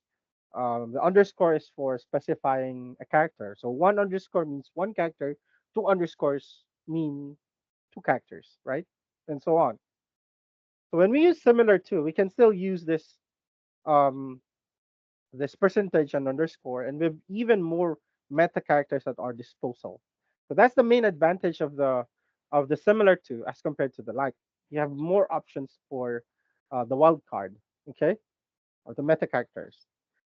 So we will be discussing the pipe, denotes alternation. So either of the two alternatives. So it's like similar to or this or this. So if we go back here, we're saying that whatever string that has an A or an O. Do you follow? That's what the code is telling us here. So that's the obelisk is doing. And there is this asterisk denotes repetition of the previous item or zero or more times. And then this plus, repetition of the previous item one or more times. And then we have this question mark, denotes repetition of the previous item zero or one time. Again, there's no need to memorize all of this. In fact, I don't. I'm I don't know this right off the bat or remember this right off the bat. Okay, I know how to use it, but if in case I forgot or I'm not sure, I can just search. There's no shame in doing that. Okay, then we have the M right here in between the curly braces, so denotes repetition of the previous item exactly M times, and then we have the extension of that. So the stars that we have here, I put the stars in there. Those are the typical ones that we will be focusing on in our discussion. Okay. So example number one, this obelisk and this parentheses. Okay. So select the rows from the mode analytics.email underscore test table where the first name ends with a D or a Y. So we'll be combining that and we see right here. So um, it ends with. So the percentage sign must be at the start, right? Anything that ends with a D or a Y. If we put the percentage sign at the end, so it would be the inverse of that. Anything that starts with a D or a Y. Do you follow, guys? Was that something clear or okay? So always remember the position of the percentage, okay? You put it at the beginning, then you're basically telling that whatever you put um, after it would be uh, like it should be the ending. You put it at the last, at the ending, then whatever letter you put before it, you're saying that it should start. You would be extracting all those that start with that specific number that you have. Okay, so here's a practice. John, can you take a screenshot? I don't think we still have time. I want to go over the others as well. So you go to that on the lab. So we have here the M inside the curly braces. Okay. So again, it denotes repetition of the previous item exactly M times. How many times this particular it could be a word. Okay, it could be a word. Um, it could be just a single letter. It could be a character. So anything that you put inside it. So basically here, um, the last name similar to phrase. Okay, denotes the repetition of the previous item exactly m times. So you'll be extracting all of those inputs with two O's. Okay, two O's in any position. Could be two O's before the end. It could be two O's at the end. Since you have the percentage sign from the beginning and at the end. Okay, it would be a different story if you remove this last percentage here. What would happen if you do that? Similar to the thing that we have here earlier. So if you do that, then you're telling that the double O must be at the very end. Do you follow? It ends with a double O. Okay. So here contains a double L or a double O. Okay. So there are instances that yeah, I don't know any word that contains like uh three characters, three same characters. Is there a word such as that? Like with triple O or triple L? I don't think so. It doesn't make sense, right? I'm not sure. Maybe. I lack expertise on that matter. So here we are combining the idea of the curly braces together with this obelisk, either containing double L or double O. Okay, in any position that has the percentage sign or both in the during the start and the end. Okay. And then example three, a bracket expression. So select the rows from the Mode Analytics email test table where the last name starts with A, B, or C. So as you can see in here, um, so it's like an extension of the obelisk. So it could be either an A, a B, or a C, either of those three. Um, the starting because you put the percentage symbol at the end. Okay, so and any name, any input in the last name column that starts with an A, B, or a C. Okay, do you follow, guys? Do you follow? Again, this is case sensitive. So if yeah, it is oftentimes necessary to put everything in uppercase before you apply these things, so that it won't mess up with your summaries. Questions, guys? Questions? And then we have here A dash C. Let me think. If I can remember it correctly, it also captures B, anything in between those characters. In order to be sure, let's switch to mode and try that. Select star. Oh, forgot. Where is it? Yeah, mode analytics. Mode analytics dot email. Okay, there we go. Um, and where last name similar to A to Z, A to let's A to G, and let's see. And I want only the last name.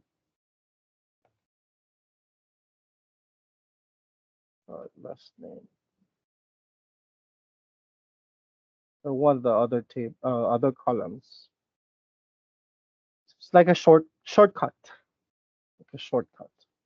It includes G. If we just limit it to A to B, then we just have to put it like that. So it's a shortcut, and we can order it by to see it more clearly. Order by last name, ascending order. Start with letter A to B. Okay, so it's a shortcut. It's a shortcut for.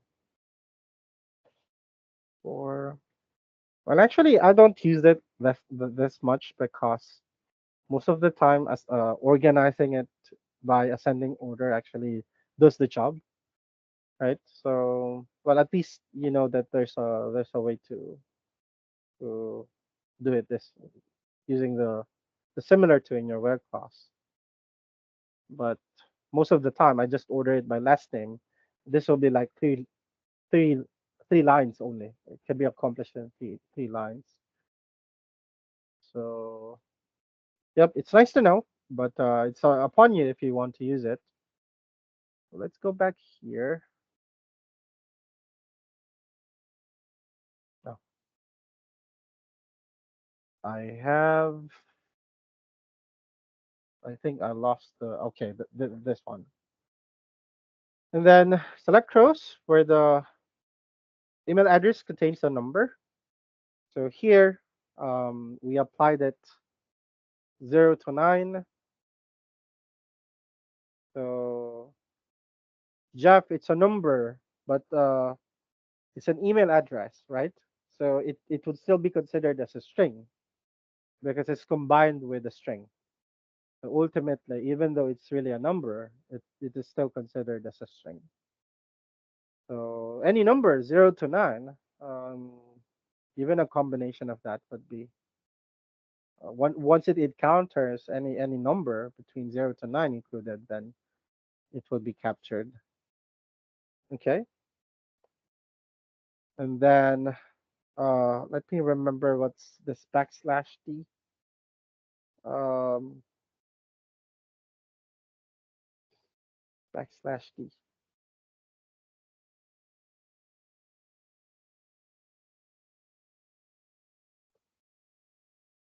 Slash d.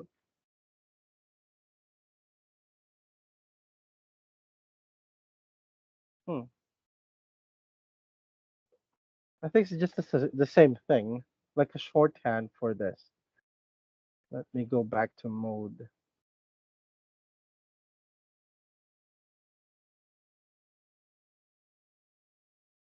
Yeah, let's do it.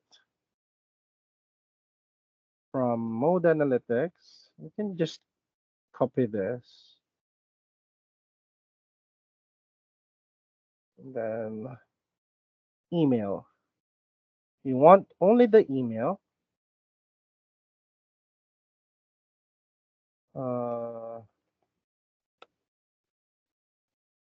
email. Similar to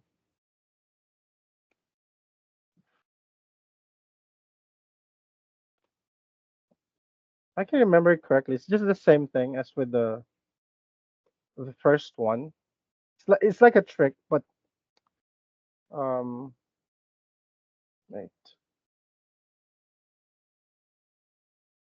0 to 9.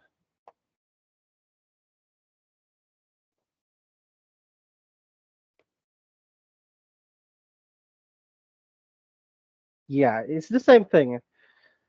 Um, backslash d.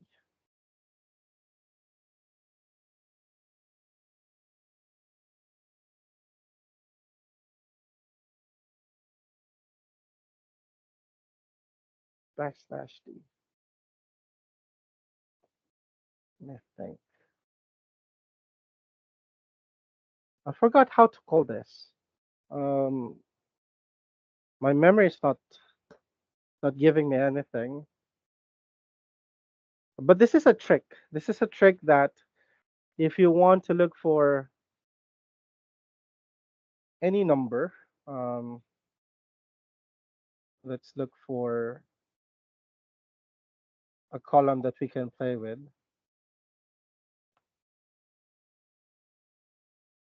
Because this email doesn't contain any number.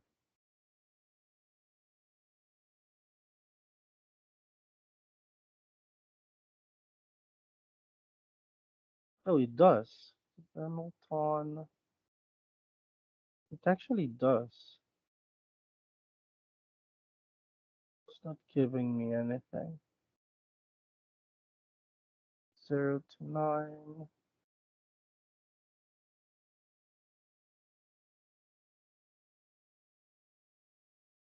So this is not correct because there are emails with numbers. Upon checking, I think, sir, it's because we are referencing to the last name. Last name similar to, and then oh, we are finding a digit. okay, my bad, my bad.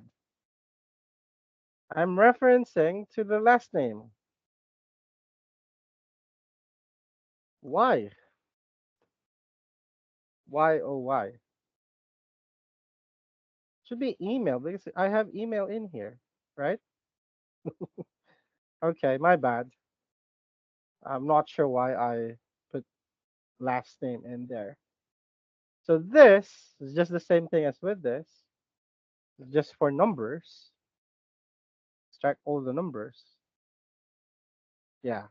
So it's a trick that you can use. You don't have to specify the 0 to 9. You can just do a backslash d. Okay. Actually, it's not in our list. I just added it as a trick, much like the I like thing. Okay, guys. Apologies for that. For some reason, I put last name there. Maybe because I copied it here. Okay, there's one bad thing about copying and pasting. Questions, guys? Questions? We're almost done. We're almost done. Okay. So, mm, if you are thinking, what are the instances that you would be using it?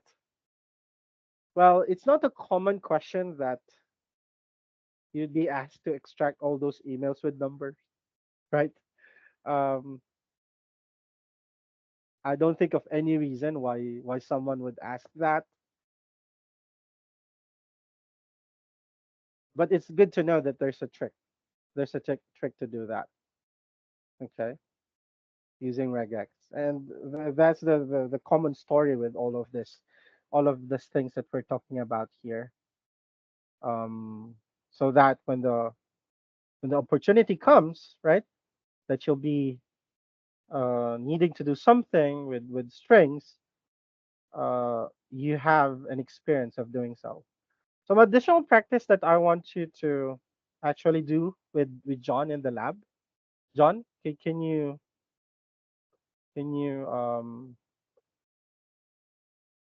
do it together with a group?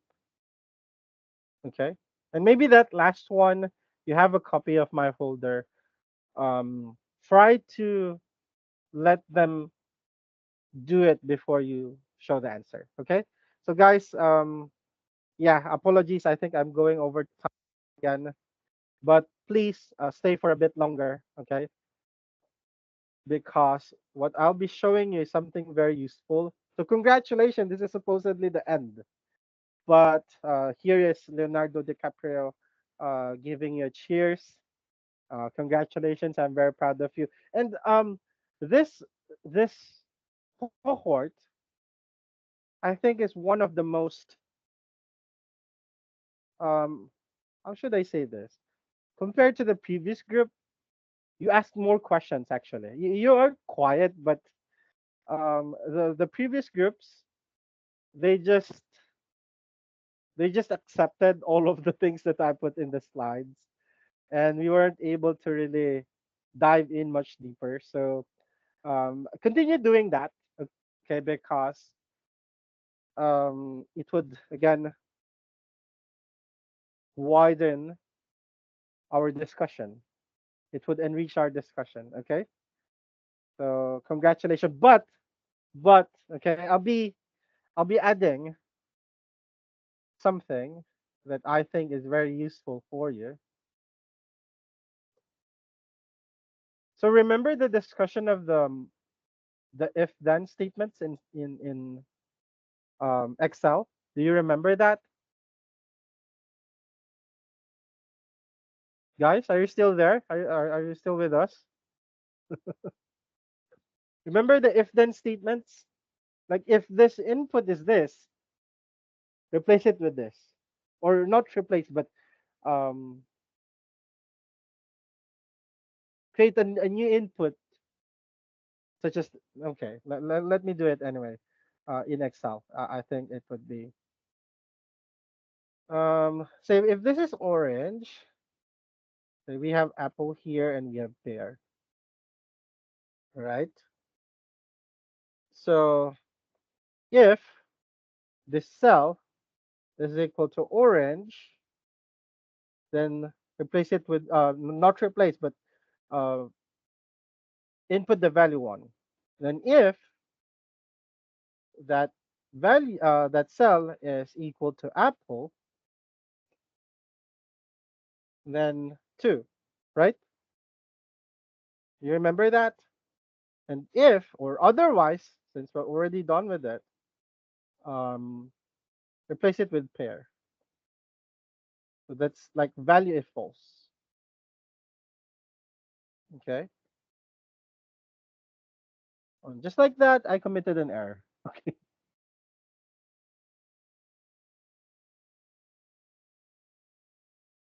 Um,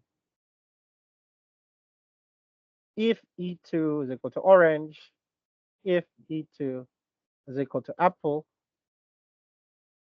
And then this should be the closing for the first. And then here. Um, this should be value if false. Wait. If E2 orange, 1 if E2 apple, 2 pear. So this is already value if false. So that there should be, that should be this. Huh? If E2 value if false. Yeah. Uh, why did I put pair? Something's wrong with me today. Should be 3, right? Should be 3. If the value is either an apple or an orange, should be 3. There we go. Okay. Apologies, guys. I feel a bit slow today. So this is what we're doing with Excel. Now, how can we do that in SQL? So that is through the case 1 statement. Okay. Wait, can you go back real quick? And why is E3 and E4 not equal to E1 or E2? Sorry, Grace, can you say it again? Real Why is quick, it why that? is E3 orange and E4 orange not the same as E2 orange? Yeah. There's an error. There's something with the spacing or Yeah. the Let me spelling, see. The spelling. but I'm not seeing it. No. It if E2 is orange, 1, so this should be all. No. Ones. Um, It's on a let me lower. let me try a fix. Hmm. Okay. Something's interesting here. What's with this 2 oranges? There's a space. Okay. It was a space. Okay, that's what Yeah, I there's an suspected. invisible space. Yeah. Um, Yep. that thing usually cost me like a day. Imagine it having a very large data set and having those invisible spaces. But with SQL, you can what function will you use in SQL to remove that without even looking one by one? Trim. Okay, Could perfect. you use trim? Okay. Trim. Perfect, Grace. Perfect. But when you're working with Excel, like you don't want to transfer it to SQL Server Management Studio, that would be a pain because well, it's easy. Like if you create a cross tabulation, it would actually create a different um, category. Why the for it. Yep. There we go. As you can see, this is a pain.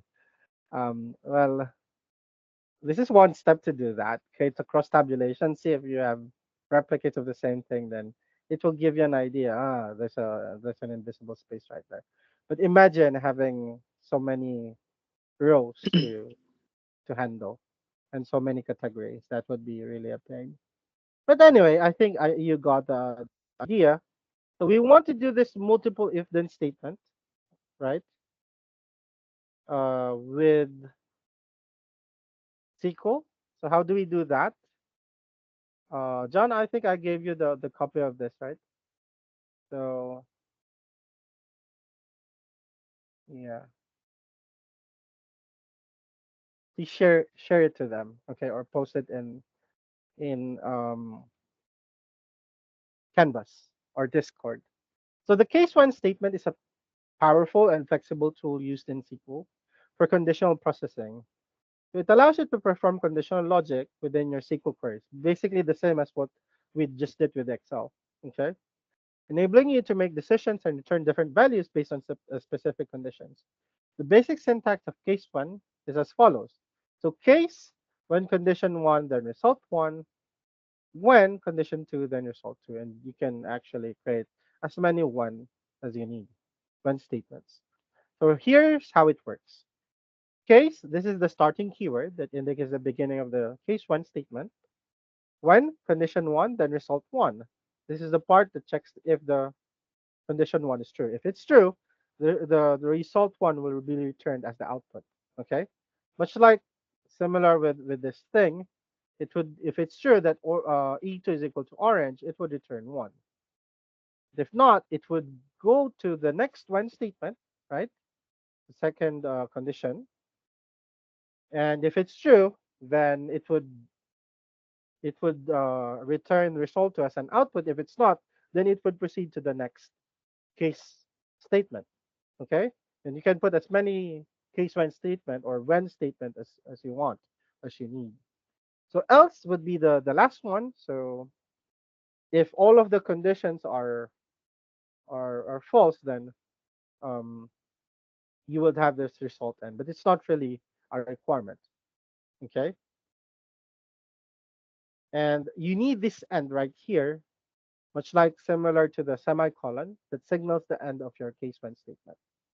So let's see an example here. This is actually, you have to run this later in your lab.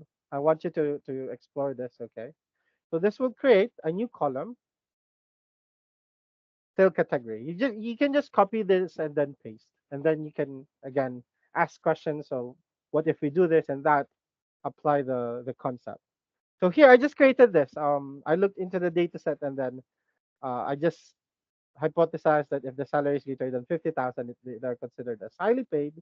If um greater than 30,000 but less than 50,000, then moderately paid. And otherwise, if it's less than that, less than 30,000, then low paid. I just made this up, okay? But you can create your own categories. Why am I adding this, even though it's not part of the syllabus? Because this is very useful. More people would be asking you to do this in practice. Like create this categories based on this salary ranges. Create this category based on the age. So at least you know how to use the case one. And I have here several examples that you can try. All of this are available in in mode. Okay. So, sorry, Jeff, can you go back up real quick? Yep. So, oh, okay, cool. So, end as salary category. That's the new column you're creating with that. Yes, that's a new Cool. that's a new column. Okay. One thing, this should be tutorial.employees. I think employees only would work. John, please take note. This should be, I think, tutorial.employees or something like that. Okay, kindly check. So, yep, that's all. And I hope the SQL session um, is successful, because on Monday, well, I'll be able to see that in your exam results. But on Monday, we'll be starting with the fresh programming language, Python. Python is my favorite programming language. Why? Compared to other programming languages, it's the easiest to learn, and the functions that it has, um, they are straightforward. Like the function does, uh, the function's name is completely related to what it does. So that's why it's very easy to remember the codes, the Python codes, and you can build so many things with it. You can build software, you can build websites. Well, with website, of course, you need other programming languages as well, such as MERN for the front end. But with the back end, you can use Python. Um, well, you need also SQL with it, because you'll be needing a database to store your data. Um, what else? Data science, machine learning, artificial intelligence, all of those hot field, okay, they are all built or being developed through Python. So Python is very interesting and very in demand. Okay, I've made and I've done so many projects with it, and I'll be sharing it to the group. We'll also use Python with statistics. So when I'm doing the lectures with statistics, I'll be using Python to explain things, even the visualizations. Okay, guys. So please use the time today in the lab for this case fund, and tomorrow for a review with John. Okay, and then on Saturday it will be our exam. After our exam, you're free to go. Just submit to John, and then you don't have to attend the lab because I want you to celebrate. We've done enough, more than enough for SQL. Okay, and we will do the same for Python. Um, I'm thinking of adding more sessions with SQL at the end, maybe, because I want to do Server Management Studio, the one that John um, told you to install. We'll be going back to that, maybe at the latter portion after Power BI, so that you know how to create your own database, query to a table from Excel, and so on. I think that's necessary for you to have a place to practice with outside mode. So, yep. Thank you very much, guys. Bye bye. Good luck with the exam. I hope all of you pass the exam. Okay. You will. All of you. Okay. All of you. So, any issues with the schedule? Grace, Jeff, Hasiba, Saturday? Oh man, Saturday. It's lab tomorrow, test Saturday, right? Yes. Lab tomorrow, test Saturday. Okay. I think everything looks good. So, good luck Monday, Python. And try to install maybe on Saturday if you have time, Google Colab. I'll be sending the link in the chat box so that we can save some time during the Monday session. We'll be utilizing cloud computing, Google's cloud computing facility. I'll be putting it in the chat box.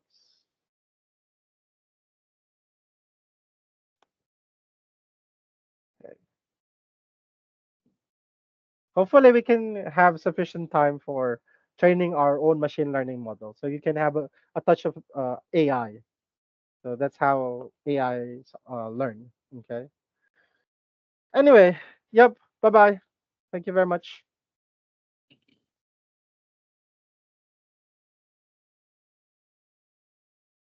Hello, everyone. Are you still there? Are all of you okay? We have a very long discussions. Okay, so let me ask you, do you want to have a break or do you want to just continue and let's do the practices? Let's do the practices. We could and Okay, closer to on time is my vote. okay, how about Hasiba and Jeff? Will this be on the exam? I think this Today's one practices? I think this one is beyond the exam.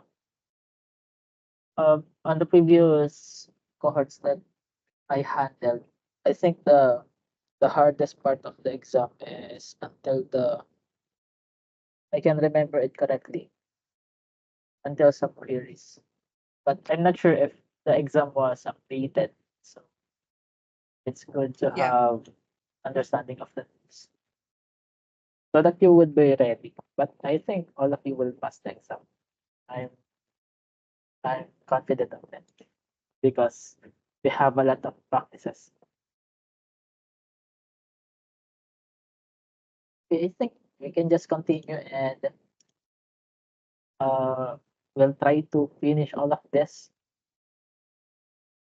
since we only have a couple of minutes left. So let's try to maximize it.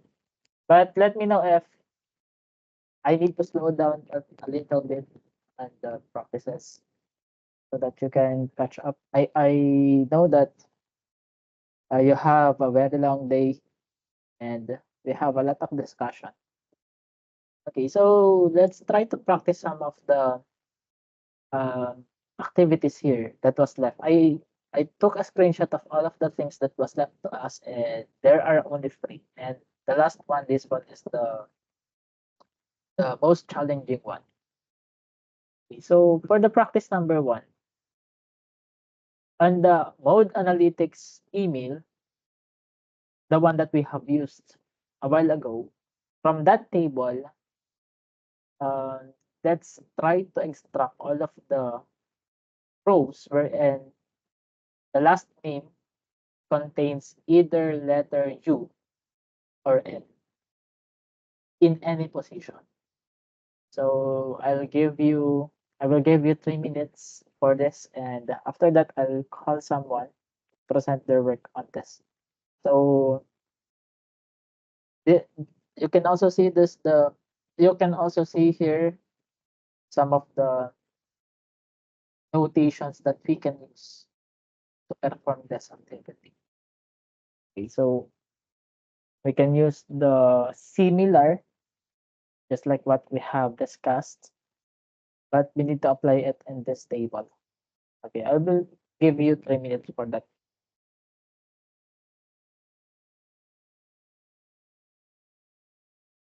But even if the time is not yet done, if you have a solution, you can show it to the group.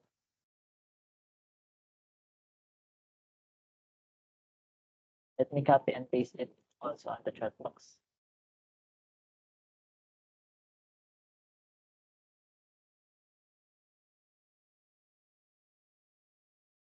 Code analytics that we test.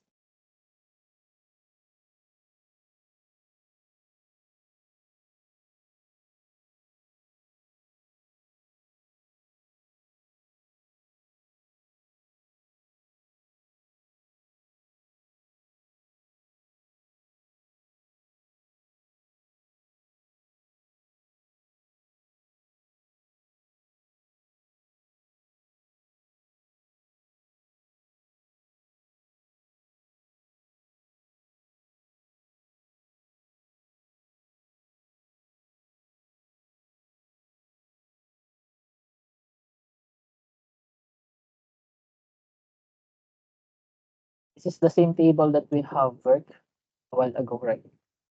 First name, last name, and then email, and also the ID.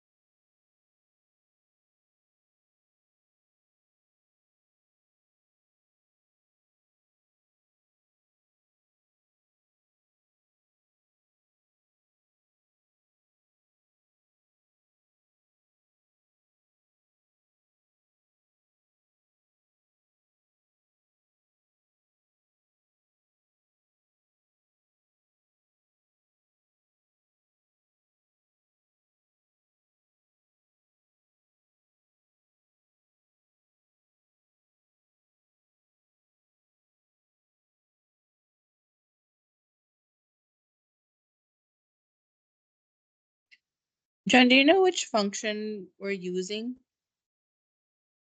Is We it, need to use the first one, this one, because we have two alternatives, either of two alternatives, U or L. but I guess my question is contains, is that the function? That's all, the only one I remember is similar to. Yes, yes, similar to. We need to use the similar to. Okay, sorry. I don't know. I didn't get any results. I didn't do it right. Okay, so let's try to solve it. So we need to select. Yeah. Okay, let me ask the others. Jeff and Dasiba, do you have any solution for this? Or let's just do it all together. I understand that all of you Oh, are almost. I think I almost got it. okay. Give me 1 So second. okay. So do you want to present your work? I'll stop Oh, sharing your no, screen. I got it. Error. Okay. Or do you want it to be solved? You can share your screen and let's try to solve the error. Wait a minute. I think I know what happened because I didn't have an. Oh no. Yeah, I have an error. Okay, that's okay. We'll try to do this and compare your codes on my code, on our code. Okay, so we want to extract the last name column, but we can just extract everything. Anyways, the filtering will happen on the last name. But to see the filtering, if it really applied, let's just see the last name from this table. Code analytics, this one.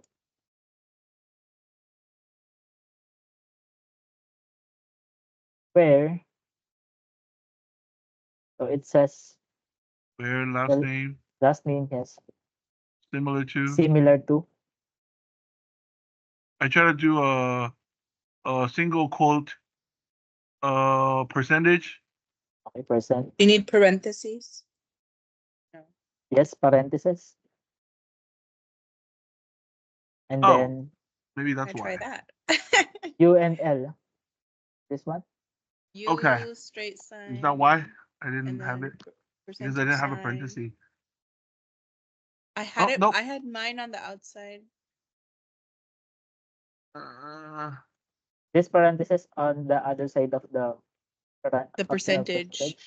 But inside the quotes, but outside the Okay. percentage is So where I like had them. this. Let me try it the way like you have. No, Yeah. this way doesn't So- work either. Like This way it ran, but it just didn't return any results. Wait, really? It's, Well, he's That's trying to what I fix it thought. like mine, so that's what I got. okay. So on this original table that we have, it should return the second row, Hamilton, the Mills also, the Hunt, what else? So Rogers, we would not see it because it doesn't contain any U and L. So if this is correct, so let's see.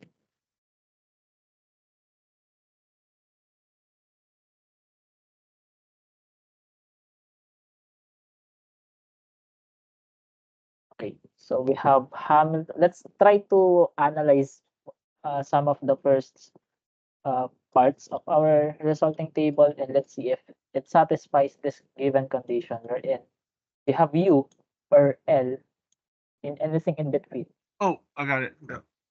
So Yeah, this way Hamilton. works. So this one satisfies. So even if we present every column, what you will see is just the complete column of the table, but the rows are filtered.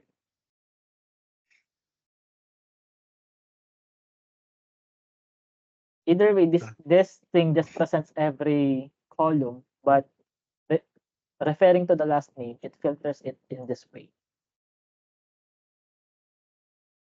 So we have U, we have L, U, L, L, U, and so on. So this one is the correct code for this question. this query. Select the rows from this table in which the last name is similar or contains this. Oops. Contains either U or L in any position. So that's why we need to use percentage at the front and at the end. So if we will remove this, it means it is strictly at the front. Or if we remove the other one, it is strictly at the last element.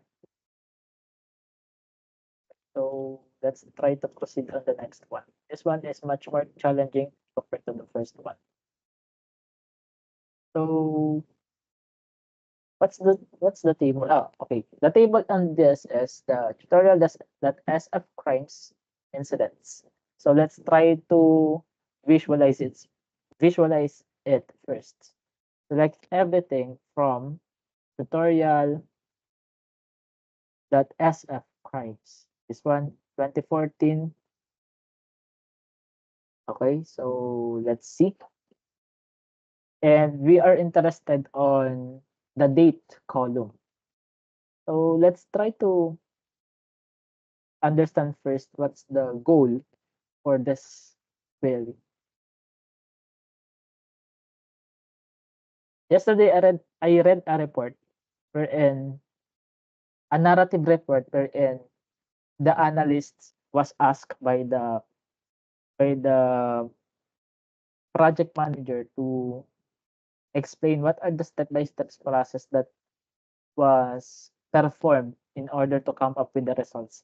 And I was surprised that the analyst said, or the statistician said that on the beginning, we should establish what's the problem, what is the general objective why we are doing this code or we are doing this step.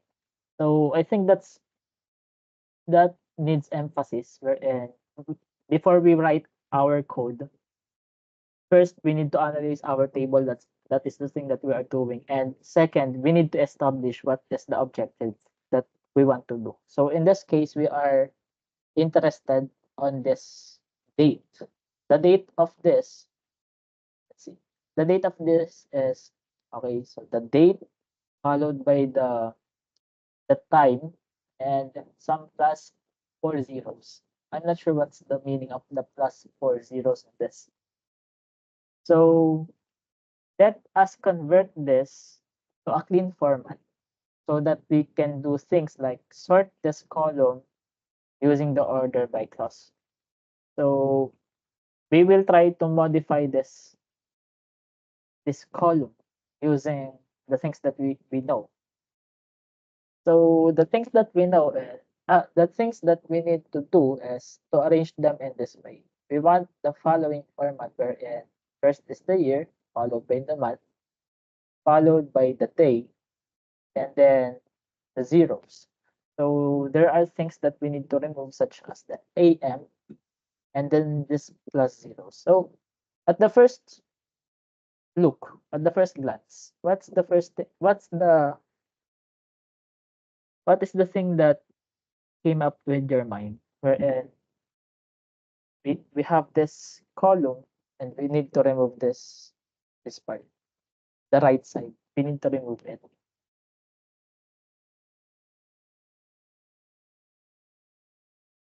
We can use the right or the left, right?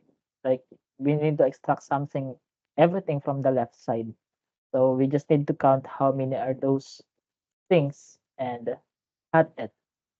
Remove all of the things that are on the right side. But for this the solution of this, I think there is another way to do it.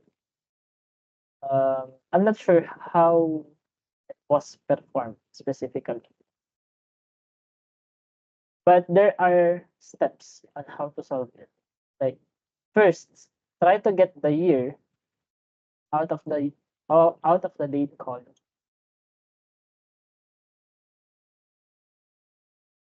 How to get the year out of the date column? So we can use the substring. Okay, so going back to this. On the glance on the solution, I saw that they use substrings, but let's present here the date only, and let's try to limit it by 10 so that somehow we have reference. So we need to select from this table.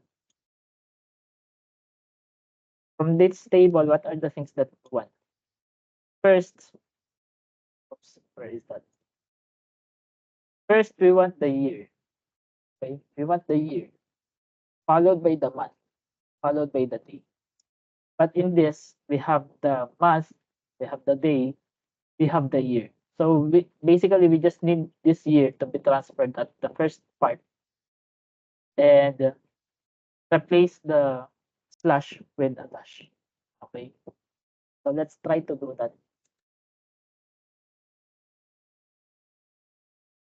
Can you still remember what this thing is doing? Substrate. What's the code for that? Sub str. Sub str. Or you can use the full word substring. Str. Yes. Can you still remember what this thing is doing? Okay, let's try to apply it first and visualize it first.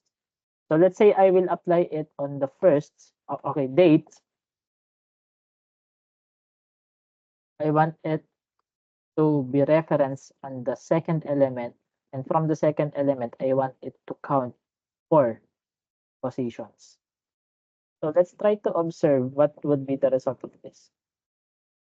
And I think it's a good idea if we will see the result side by side.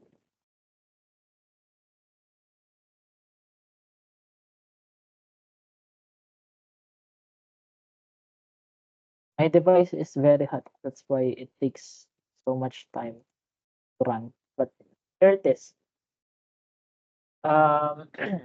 Okay. The date, this is just the original thing that we have. And this is the substring. So let's observe what happened when we applied the substring. So we have applied the substring to the dates. And as you can see, on the second parameter, we type 2. It means the second element from this, the second position from this. What's the second position of this? The second position, let's say on the first row, is 1. 0 is the first position, 1 is the second position. And from 1, you want to count 4 positions. So 1 slash 3, 1. And that is the thing that we are seeing. This last part decides how many are the positions that will be returned. This second parameter is the one that decides where is the start of the counting, referring to this column. Is that breakdown clear, everyone? Is that breakdown clear?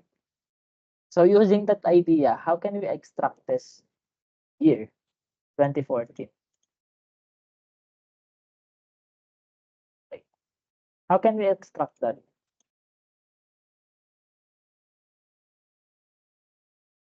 So we can extract that by finding what's the position of this 2. And we know that 2014 is consists of 4 characters, so 2014. So we can use that as the last parameter here. So what's the position of these 2? So counting from the first 1, 2, 3, 4, 5, 6, 7. So that's why this one needs to be replaced by 7. And the way we can interpret this is we want a part from the date starting from the 7th position, and from the 7th position I want to see 4 characters. So let's see what would be the result of this. And if our counting is correct, oops, what's wrong with this? near 0.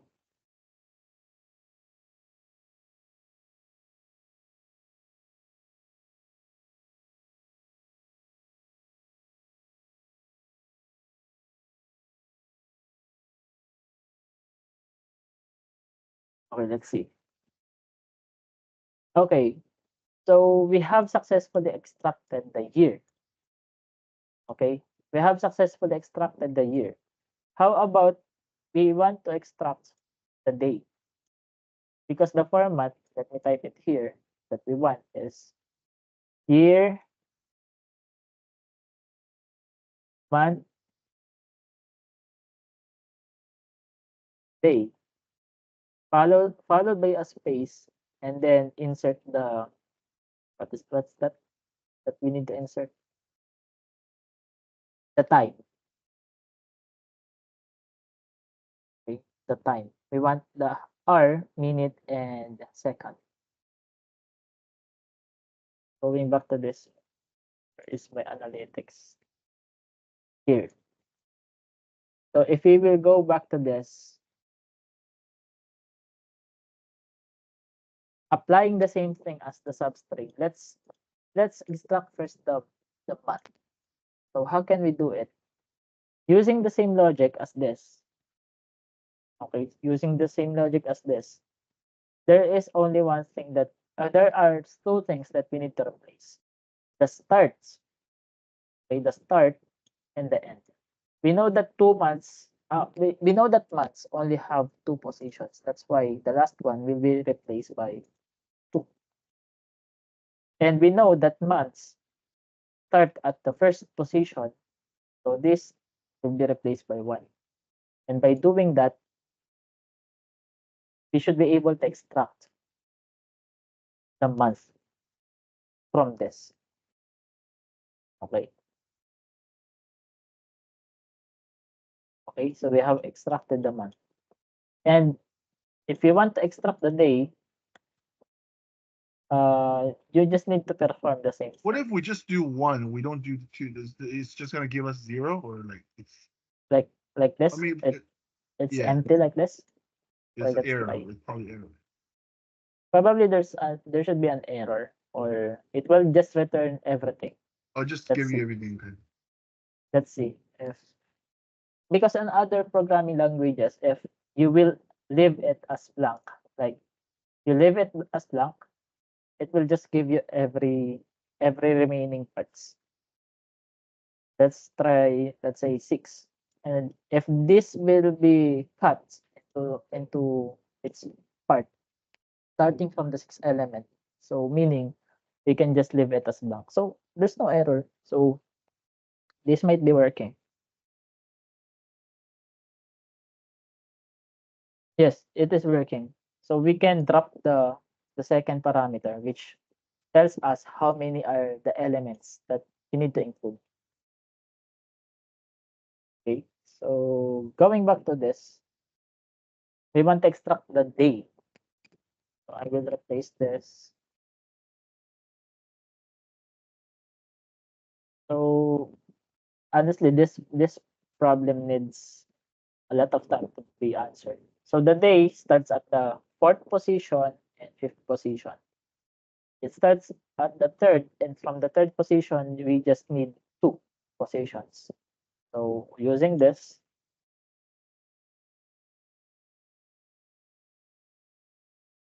we can extract the date.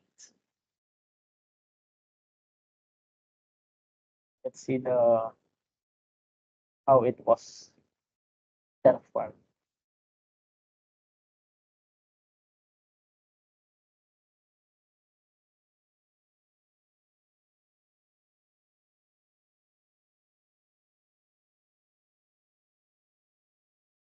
Date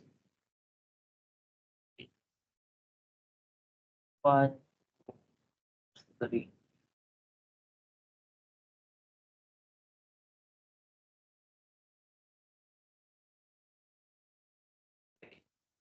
The time is not included in the solution. The time is not included, but we want this. We also want this. So let's modify it furthermore. Oops, we have wrong referencing. So I think this should be 4.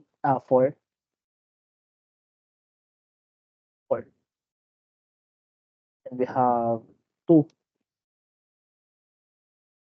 So we can extract the date. What else?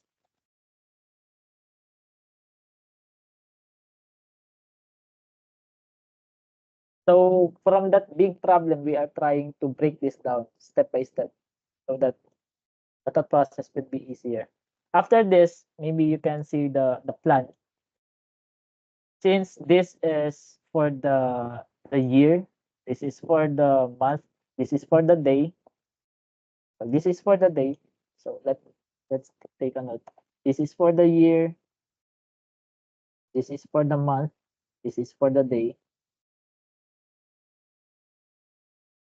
The only thing remaining is the R. So how can we extract that? Try to have, because the pattern that we want is this, followed by a space and then the time. Like this. So like this. That's the thing that we want. So the last thing You would that we just want have. to extract. Oh, never mind. Okay. The last thing that we want to extract is the time. So we want to determine what's the position of the time. So 0, 1, 2, 3, 4. Oops. 1, 2, 3, 4, 5, 6, 7, 8, 9, 10, 11, 12 is the position of this. And how many are the elements? 1, 2, 3, 4, 5, 6, 7, 8. So we have 8 here. And hopefully this should extract the time. And after that, we can combine all of them using the concatenation. Okay, so that extracted the time. Okay, so this is for the time. And the last thing that we want to do is, or we need to do is use concatenation. However, the thing that you need to take note of this is concatenation only works for strings. Okay, remember that concatenation only works for strings.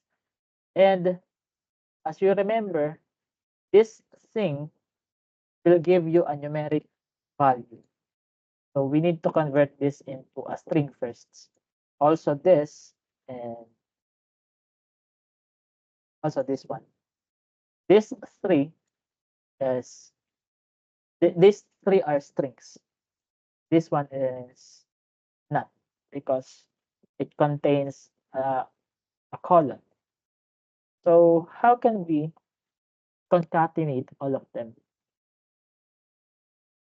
So let's try to break this down. We want, since this is the year, so the format is year, month, day. Year, month, day. So first, let's copy the year. So this part will give you the year. You want it to be concatenated with, so you want to use this.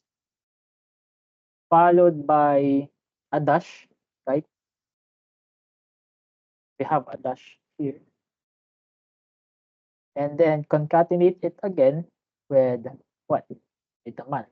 This one gives us the month. I will paste it here and concatenate it by what? By a dash again. And then the year. This part gives me the year. I will paste it here and concatenate it by what? The next part is, oops, the date. This is the date. The next part after the day is a space. So how can we concatenate a space? Give it a colon and then space between the colon. Okay? Quotation rather. Give it a quotation, single quotation, and then give a space. And then concatenate it by the last part, which is the time. This is the time. So like this. But remember that the first three are numeric values, and concatenation, this part only works for strings. So this should be converted into a string. How? By using double colons and then varchar. That clear? Okay, so we also need to apply this to this. Could you put parentheses through those first three substring This. on the outer, and then just put varchar once?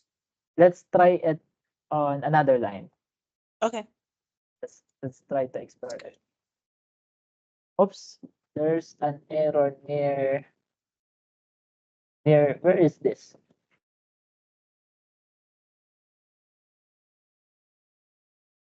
Oops, I don't have a prompt. I don't have a prompt clause. But this one should be working. Okay, so this one is working. Let's see what there's one. Where's the time? Where is the time? Okay, let's convert this. Your last into- one, your substrate date for 2 is the same positions as the day. So that's why it's repeating 31 twice. Oh, okay. Where's the time? Did I delete it? Okay, let me rewrite it again. The time should be, I think this is 12. It was position 12, remember? 12 and then going 6. through. Yeah. That makes sense. 12 and then 6. I thought it was Uh, 8. 8 if you eight. include the seconds. Yes. Yeah. 8 including the columns. Try to run this, and hopefully this would give us also the time. But we get the pattern wherein the year followed by the month followed by the end. Yep. There is we have this day and time rather. So let's try your idea, Grace, wherein all of them are in parentheses. So the first 3 are in the parentheses.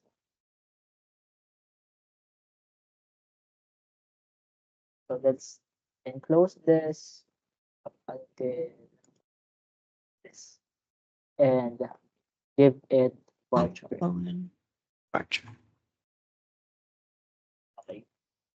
So if this works, then this is better. And I think it's working. So we don't really need the varchar we don't really need to cast it, right? But I mean, unless we need it for specific uses, right?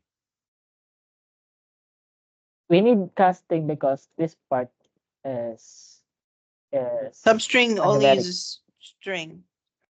And I'm not sure if it was Wait, discussed no, a while but I ago. mean, this one we didn't cast it, and it still worked, right? Like, this part it was casted using the varchar. oh, you casted it outside. Yes. But earlier we had an Yeah. example we didn't cast it, and we're still able to concact it, right? Like, Yes, I can also remember that. Let's try to remove the casting.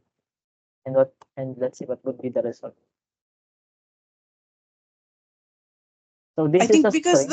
the prompt says to do it as oh, so it's different. just the purpose we want to cast it because we may need it for other usage later on, right? Yep. So yep, Jeff, you're correct. That we can. We just drop cast the it because casting. we may do additional things to it later on, and if it's not a string, then we can't do it. So then But when this you one- name the column and you put as, new date, Oh yeah. I don't need to close anything beforehand, right? I can just throw Yes, that at the yes. end. Okay. Okay. This one is, even if this is very long, it is read as a single column because there is no comma that separates it from another. Mhm. There are comma, but it is inside the They're enclosed. Okay. yes, it is enclosed and it is needed for the parameters. So we can rename it as new day. So the strategy that we did here is, since this is our goal, we tried to do it step by step, wherein we determine first how can we extract the year, then followed by the day, followed I month, and then the day, and then also the time. So as you can see, we have 4 parts here, and after that we just joined them all together using this symbol. Okay, this symbol means that I want to see this together with this and together with this. So if you will break this down in this way, like, let's just use the first two. Okay. So it means that whatever the result of this, join it in this. So that's the purpose of the double straight lines there. At first look, this one is intimidating, but if you look it in the granular way, we are understanding how does it work. Okay, so the result of this is the year, the 2014s, the 2015s, and so on. And we just concatenated it, we connected it with a dash. Okay, that's why we can see dash there. And we just repeated it multiple times, wherein we just type another set of straight lines there, and we copy and paste the thing for the month and the thing for the day, and so on, until we come up with the solution. Okay, we will apply the same strategy for the Python. Python is much diverse, it is much flexible, its application is much wider compared to the SQL, because SQL is designed only to access data from the database, while Python, as per our instructor, it can be used to develop websites, for machine learning, for data analysis. You can also replicate the things that we are doing in the SQL on the Python, but it is much complicated. For me, it is much complicated. Like the simple group by, it requires a lot of codes to replicate what SQL is doing. But okay, we will just reach it, and I hope that we can have a lot of practices in Python. It is fun, especially if you can understand the fundamentals, just like what we did on the SQL. And I think we don't have enough time left to practice the last one, but I will hope this is not a practice. This is just the tip. How can we solve it? This is the tip for this. So we actually finished the practices that was left to us on the presentation. Tomorrow, our goal is to have some further practices and regular expression, as well as this. So the data wrangling, we'll try to come up with problems in this. And after that, after we have some practices, let's try to review. Like, prepare some questions that you think we need more time to process, because I think the practices on the data wrangling and regular expressions is very fast. It is intuitive, somehow intuitive. We just need to familiarize the codes for that. So for the remaining time, if you have some further questions, like let's say the subqueries, the window function, the other clauses, we can try to look into that, so that you will be prepared. You will be fully prepared for the exam. Okay. And I think that's it. And that would end our short lab session for today. Thank you, everyone, and I hope you learned something for our session. Thank you, John. Thank you, Hasiba, Thank you. Jeff. Thank you, Grace. See you tomorrow on our lab session. Thank you.